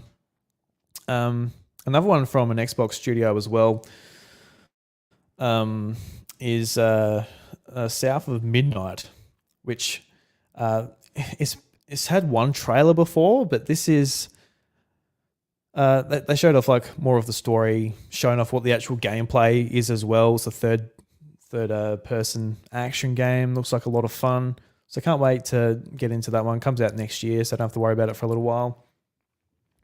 Metal Gear Solid Delta, Snake Eater. And I'm a little bit confused on this because I've never played a Metal Gear game before. I want to get into it and play some. I've got the Metal Gear collection, so I want to play through 1, 2, and 3.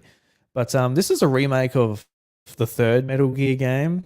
So I'm not sure whether just to play this one and do it in like the order they're releasing these in, or do it like chronologically when they actually release them.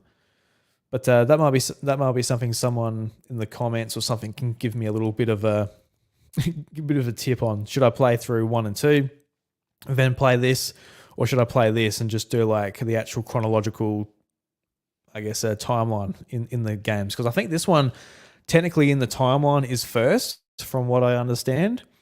So maybe they're releasing them in the timeline. So they're doing Snake Eater and they're going on from there. Now one, Flintlock, don't really have too much to say about it, but it looks like a really cool third-person action game as well. Keen to play that. It comes out July, nice, and on Game Pass. So that's the thing with Game Pass, man. I'm just so keen. It's like, it looks good. I don't have to sort of do the thinking like, oh, am I going to spend $100 on it? Like, that's a lot of money, especially when you've got like 10 plus games in a showcase you want to play. That's something that I appreciate. Perfect Dark.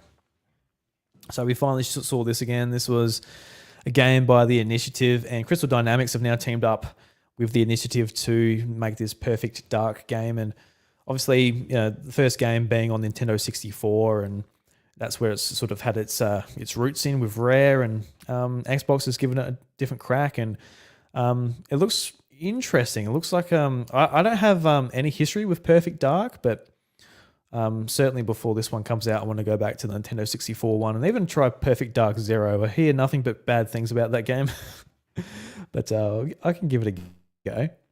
But it's just exciting that it's shown up, because it's one of those games where it's like, oh look, this game's not going to happen. It's dead. Just once again, all of the sort of bad things going on at Xbox, the fact that they couldn't really get a team off the ground for this one. But it seems like, yeah, Crystal Dynamics have really come in and saved the game, which is cool. Fable by Playground Games, which is probably my most anticipated game, is really exciting. Oh, here we go. Can we bring back in Josh? Josh, we're back in, mate. I think I kept rambling on while you were gone. I thought you might. Apologies. So, was it your internet again? Yep, it's telling me nothing's wrong, but it just cut out. So I'm working on it, everyone listening, and it will get fixed. It will happen. It will happen. Thank God for that. Yes. Yeah, correct. um, Yep. Yeah. Thank God. It's annoying me. Don't worry. I What are was you just talking about? bringing up. I was just going to bring up Fable. I'm really looking forward to Playground Yes. Games' take on Fable. Look, every trailer they've released for it, it's funny, which Fable should be. It's got that British Yes. humor. Yep. And Playground Games too. It's one of my favorite developers. Forza Horizon, like that series has just been amazing. Like my favorite racing game series easily.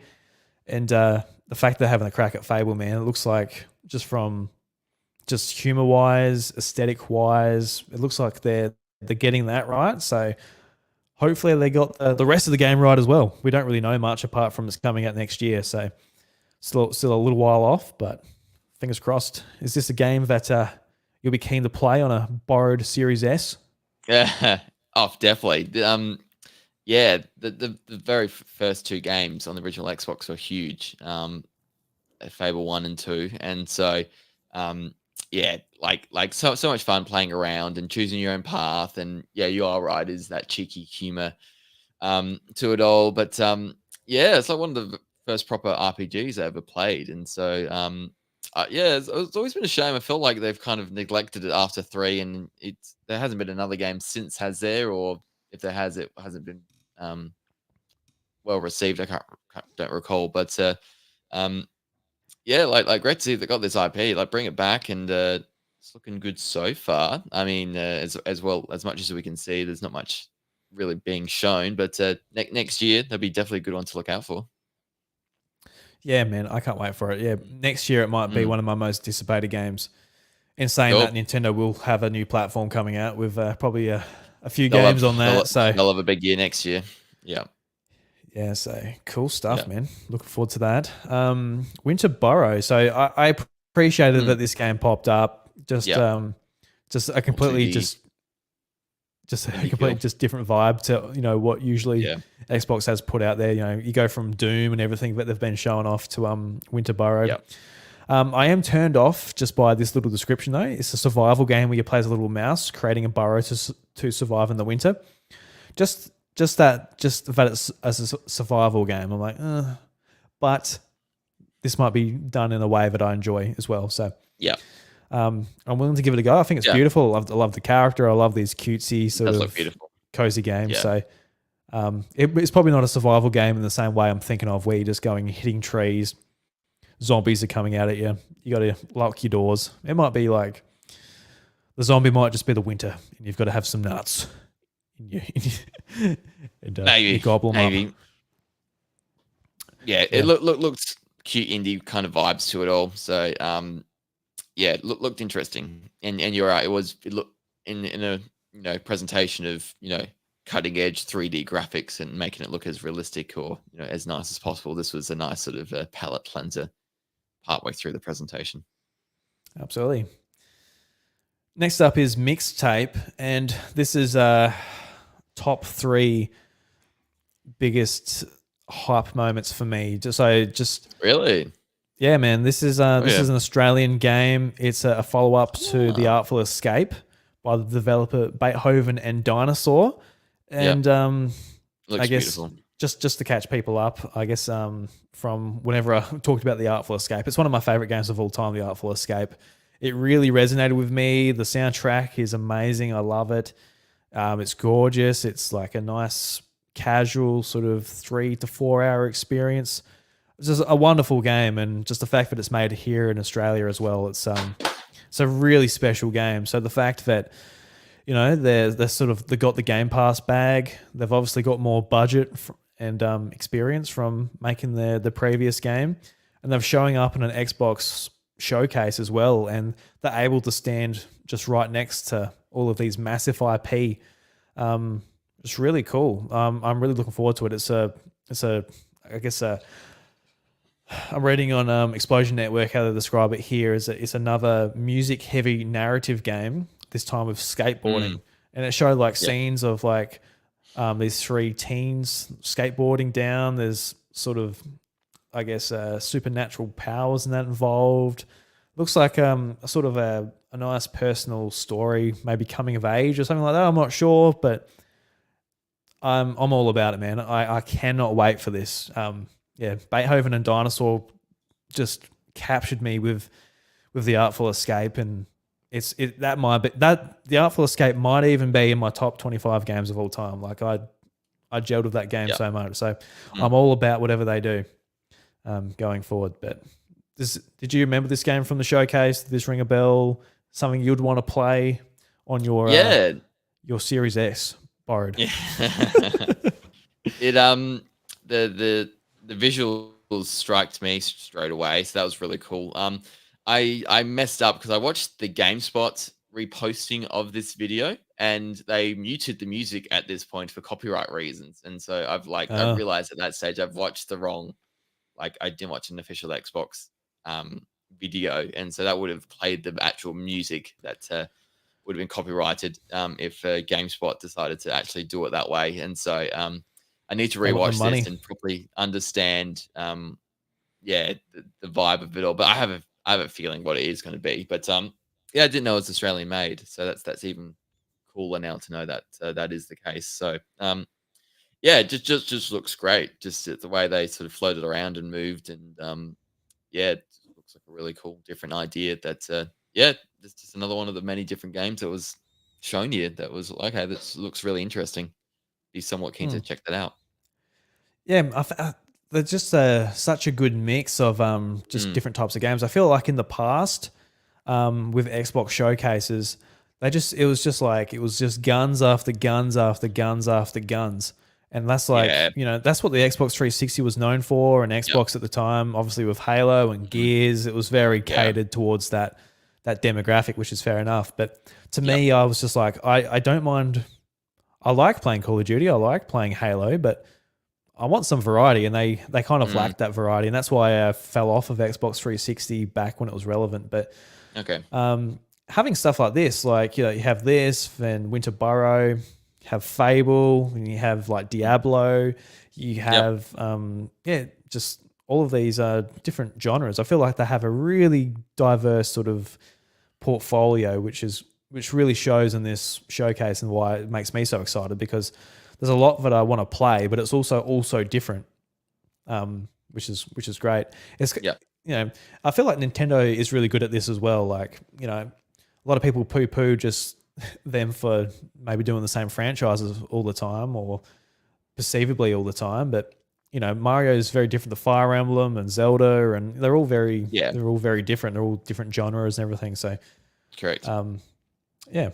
Don't know. Just went a bit of a ramble there, but next up, I'm actually keen to play this as well. Microsoft Flight Simulator 2024. Yep. I love, like, I was thinking about this experience with us in Endless Ocean. It was just so much fun just to swim around, look at the fish, write them down, and just hang out, chill out. And this can certainly be an experience in a flight simulator as well, because there's a bunch of it. I think the biggest thing in this one is that there's a bunch of new jobs. So you can be like a rescue team. You can be just like, you can just do whatever. So you can imagine just like how chill it would be. Like we're just like in helicopters together, like, oh, look, let's go for a ride. Like I don't really know much about Flight Simulator, but I can see it being that same type of like, let's just jump on and look around to some extent. Yeah, just explore. Yeah.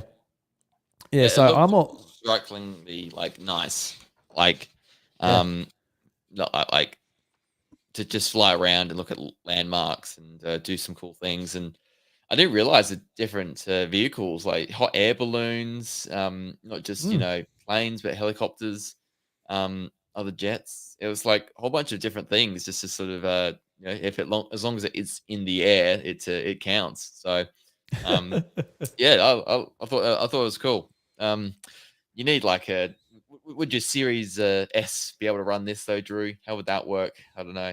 This is like a massive, massive game, isn't it? Yeah, it's on it. Yeah, no, I don't know. You would imagine it would push it. Yeah, I think mm, the last Flight Simulator pushed Series S as well, but yeah, you'll find out. I would. I uh, will. Yep. uh, Have you Next talked about up Perfect is Dark? I have a little bit, but Okay. floor's yours, man. Go for it if you'd like to say something about Perfect Dark. Because for me, I don't have any nostalgia or any callbacks to Perfect Dark on 64. So I'd Yeah. love to hear sort of what you think about the new game because it's like this kind of. I know we've had like Banjo Kazooie Nuts and Bolts and Mm, obviously Perfect Dark Zero, but have we had like a really high budget, serious crack from Xbox at a classic rare IP? Uh, no. we had Conker's Bad Fur Day Reloaded on the original Xbox, but Nuts even and that was a bolts. remake. Like this is like all right, Yeah. we're going back to the well and we are taking Perfect Dark and we are reimagining it as a 2000 and I don't know 26 Xbox Series X game. Like Yeah. it's a big thing. So Yeah. yeah, I'd love to hear what you think about it. I was, yeah, for that reason too. Just seeing it as a game on the 64, and like it's so synonymous, that series with the 64. One of Rare's IPs, and then Xbox does nothing with it, and then now they decide to give it a go is cool, but also weird and strange, and like, okay, like why now? But I think this is the first time we saw actual gameplay footage of the actual game and what it would look like, Uh and huh.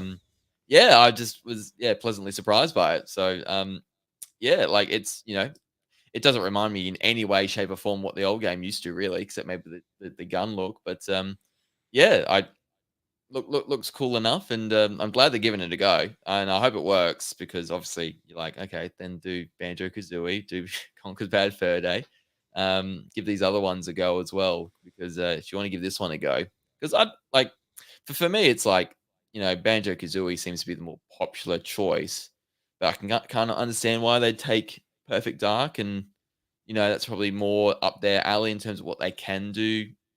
Xbox want to bring and the audience potentially they could move it into. So I can kind of understand from that point of view. But it was just cool to see, like, okay, they've actually done it, and then here it is, looking at it for the first time properly, seeing how it is, and yeah, I just hope it's good. I hope they do a really good job. Yeah, me too. Probably won't see it for a long time, but Yeah, fingers crossed. It always frustrated me. Like they've had Banjo Kazooie for years. Just do Banjo 3. do it. Yeah, Like you literally have a nostalgic Nintendo IP. Like you've got yep, one. You yep. got one. You got it in the acquisition of Rare. Like just it's frustrating that you stepped in and you decided to do what you did with Nuts and Bolts. Like Mm, that would have been a cool spin-off. Like it would have been like a fun spin-off if yep, Banjo 3 also came out, but just the yeah, fact that that sure. was that was the Xbox Banjo Kazooie and just nothing ever again. That's what's kind of heartbreaking about it. But Yeah, man, correct. it's like they could really use a like a kid friendly IP, and I don't know. I'd, Yeah, oh, that's right. And if they're not going to do it, give back to Nintendo on the proviso they make a game. I don't know, just yeah, we'd love to see it. Me too. Life is Strange double exposure. So this is super exciting. Have you played the Life is Strange games, Josh? I haven't. I've seen them at directs, and I kind of know what they're about, though. Awesome. Yeah, so like this is basically a sequel to the very first Life is Strange. So Life is Strange, you play as Max Crawford and no Max Caulfield. Sorry, not Crawford. But this is like going, I guess, a fair, I guess, 10 years from that game. And it seems like she hasn't used their powers for 10 years and she's able to go between two dimensions, one where her friend is dead, the other one where she's still alive, and she's able to try and solve the murder mystery by going between these two dimensions or worlds or however it's worded. But Yeah. dude, this is super exciting. Life is Strange is literally another one of my favorite games of all time. That Okay. was Cool. that was a very special game to play, and they did a prequel to Life is Strange, which is called Life is Strange Before the Storm, which was phenomenal as well. Deck Nine did the prequel, and they're actually doing this game as well. So sort of a Okay. different studio sort of seems to have taken it over. But Yeah. yeah, man, cannot wait for this. It's on all platforms, including Nintendo Switch. And So Switch. Yep. anybody listening to this Nintendo podcast who's like, fucking, what's this, all this Xbox talk? It's Here one we are, Nintendo man. game. This Yep, is a here you Nintendo go. game for you. Yep. But yeah, October 29th, man. Looking forward to it. This is what I mean with this showcase. I'm like, wow, it's like some of my Stuff coming favorite up developers and this year. games out there, and some surprises, and yeah, man, it's all happening. It's all happening. I'm trying to remember what this. Like I saw this in the sort of graphic I was talking about earlier with like, what's it called? Wu Chang Fallen Feathers. I cannot remember this for the life of me. I can remember it, but yeah, it didn't really capture me. Let me have a look at the trailer. I seriously don't remember the name. Oh yeah, there's that really disgusting thing on top of all the dead bodies. Oh yeah, no, I forgot about this for a reason. It looks good, but yeah, it didn't make it to my wish list. No. But I'm sure it could be cool. Could be, might not be. Could be. Who knows? Yep. What do you think of Adamfall? Adamfall. See, that's another game I can't really remember. Maybe this was at the time of the showcase where, but I was really getting tired because it literally finished. It literally finished like 4 o'clock morning. You would have been. Yeah. Adamfall. It looks kind of cool. Yeah, I remember it looking cool. English Village, and it's kind of got the sci-fi element to it, and robots, and yeah, supernatural things from the looks of it. Yeah. Look, if I've got time around the time of release, I'll play it. It's on Game Pass. Yeah. There's a lot of games. There's a lot of games on Game Pass where I don't have the time for, even the fact that I can just press the play button. So maybe not. No, I get you. Not. You can't play everything. I can't play everything, no. But it looks cool. It looks good. Yep. Assassin's Creed Shadows. I thought that had a really good showing. Can't wait to see more of it. Yeah.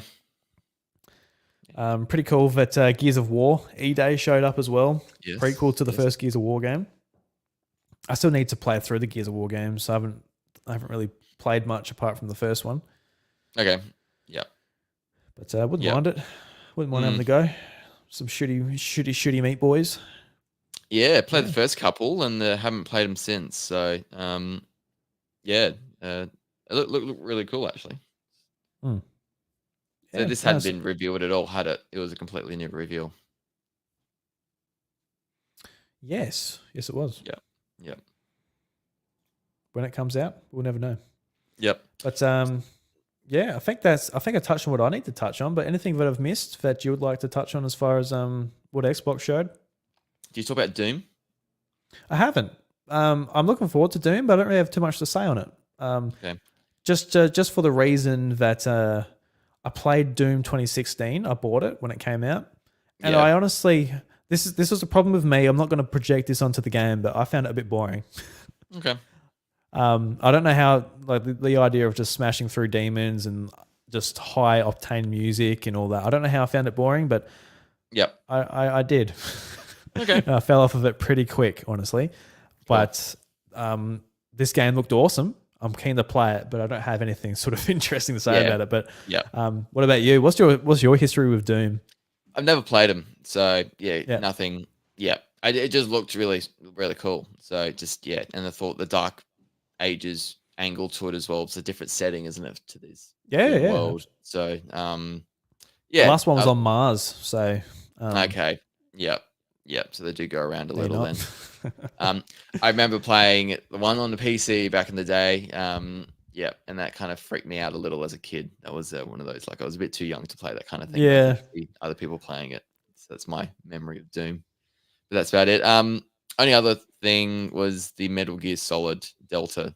Metal Gear Solid 3 remake, isn't it? Snake Eater. So, this is looking really cool. And, something, Konami's doing something with their IP, which is always good to see.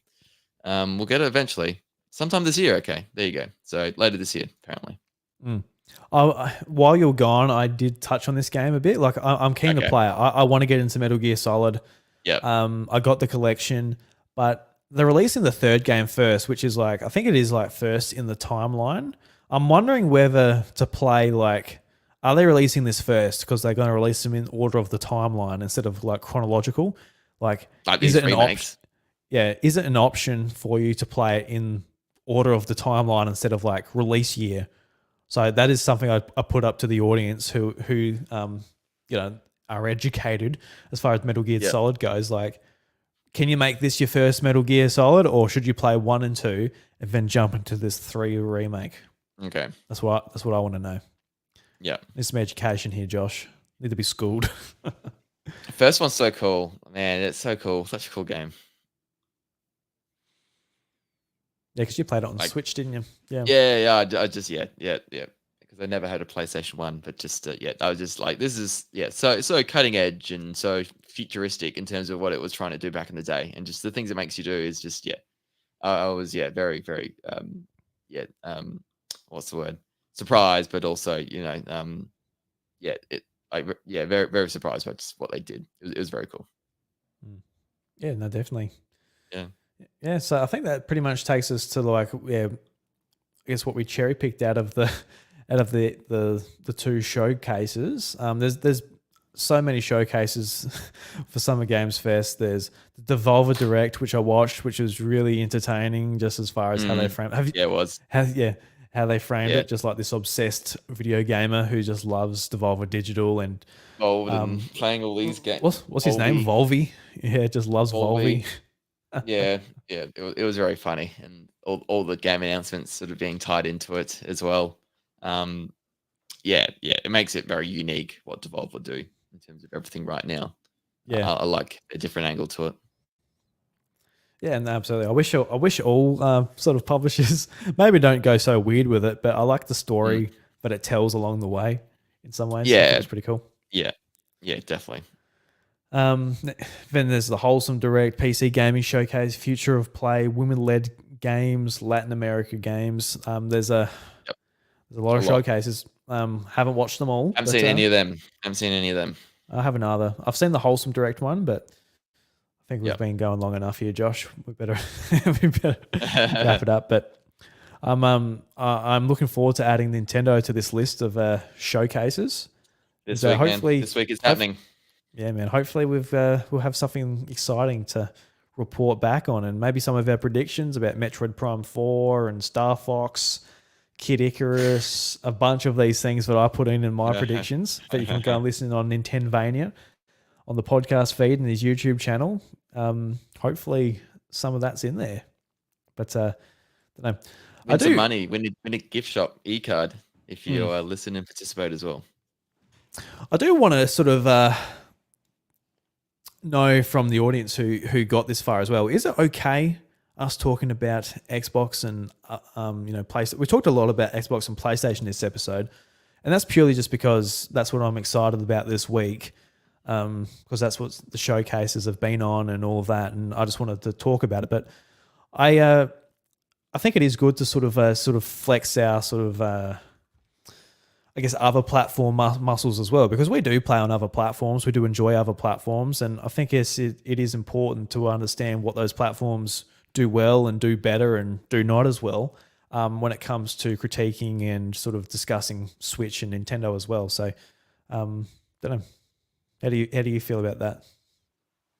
Yeah, I think if you like video games, you're probably across all of them really more than not, and so I think my assumption is if you're, big Nintendo fan, you're probably going to be, either have a PlayStation or an Xbox as well, because, there's so many cool games on all of them that, would make sense to, not just limit it to one. So, and then Drew, I really enjoyed listening to your insights to it all and how it connects, and you really know the sort of the behind the scenes of these Xbox development studios. And so I think for me, as someone who doesn't know that as well, I'm slowly learning that kind of stuff, but I sort of enjoy hearing you sort of talk to it as well. So as a former listener, that's my input. As a former listener, yeah, you can't listen anymore. Yeah. You're on it. Yep. Yeah, correct. Yeah. No, that's I really love how PlayStation and Xbox have like their branded teams where you can point to them, who's in it, who know what games they're working on and what. Whereas Nintendo, it's a little bit trickier. Like it is like sort of like their sort of divisions, and it used to be a little bit more simple to keep track of, but now it's been restructured since 2019. Whereas I actually watched a really great video sort of breaking down like the structure within Nintendo, and I think it'll be a great episode maybe one day to sort of discuss it, like, you know, each franchise and what, you know, what games they could be working on and all of that. I think it's really be really fascinating. I'd love to do that in the future because I think like a lot of people like, for example, when Animal Crossing stopped getting content, it's like, oh look, it's really frustrating. It sold 40 million. Surely you want to do more DLC, but the reason you're not getting DLC for Animal Crossing is because that is the same team that rotates between Animal Crossing and Splatoon. So Splatoon 3, that's all hands on deck. So you've only got so much. Maybe you would think in the future that they would expand those resources because Animal Crossing is so big, you sort of need like a 24/7 support for that game going forward for the next game. But for the time being in that sort of structure, they've got to rotate between them. So it's sort of, if you know sort of that that inside baseball stuff, it does sort of help sort of understand when you're maybe going to be going to get some of these games. And that's sort of half of the enjoyment I get out of it. I love just learning about how video games and that are made. At least from my little rural I can't even say it. Rural Australian perspective. Town. Yes. Yep. Yeah. That's a big thing for me watching the Xbox and the PlayStation showcases is how personalized some of the presentations are by the developers, the actual studios who make the games. And, you know, Xbox, you know, they're very conscious. They mention the big ones every time they talk about, you know, the partners and who Xbox games or Microsoft really is, all that encompasses it. But I suppose Nintendo's angle is once we acquire you, you are Nintendo. We're all Nintendo. Any game made from us is a Nintendo game and it doesn't matter. And I kind of respect them for that in terms of, you know, it makes things easier. It might make it harder for those actual studios to feel like they get the credit and the accolades that they should. But in terms of, you know, Nintendo's philosophy to keep it simple, you know, they're all Nintendo, so why does it matter? So I get for both. There's pros and cons to both, isn't there? But we'd like to know, especially as fans, who's working on these games exactly, and and sort of piece things together, like you said, and work out the why and how, and okay, this means that this game might be coming soon, and like you said, with rotation. So yeah, it's pros and cons to it all. Just educated guesses, add to the speculation. Yep. What were Retro Studios working on, Drew, for those 7 years, man? Nothing happened. They're like, you know, Donkey Kong Country Tropical Freeze was so good. Let's just hang up the hat for 5 years. We'll come back to it. Let's just pretend to make some games and not make anything. Yeah. Paid leave for everyone. Yep. Let's enjoy a holiday. Correct. Crazy times. Yeah, that would be fascinating to know what happened. We'll find out. That is a long time, because a lot of studios, like, they go under the radar because they are a well-known studio within Nintendo, especially with Nintendo fans who are fans of Metroid and Donkey Kong. But as far as like the industry-wide goes, they go under the radar. They go underneath that Nintendo banner. So when it comes to like a Rocksteady, for example, doing Suicide Squad, it's like, you took how long to do this? And like it's out in the open. You know exactly what Rockstar's been doing. They're a company that stands out by themselves. But Retro Studios, they're able to stick under the radar a bit. And it's only Nintendo fans been like, wait a second, it's been 10 years since Donkey Kong Tropical Freeze. What's going on? What's happened? Yeah. What have you done? Just a remaster, and that's Metroid Prime 4. And that was only 5 of those years. Yeah. We'll never know. But we'll know one day. We will. When it doesn't matter. You reckon? It matters now. Shigeru Miyamoto would take it to his grave. He'll just we found out about other stuff from Retro that got cancelled and didn't happen, and I think time's the greatest healer. So there's obviously a big reason why they can't talk about it now. We found out other stuff from leakers at Retro, but just not what they've worked on now in those years. So that'd be fascinating. I'll buy that book.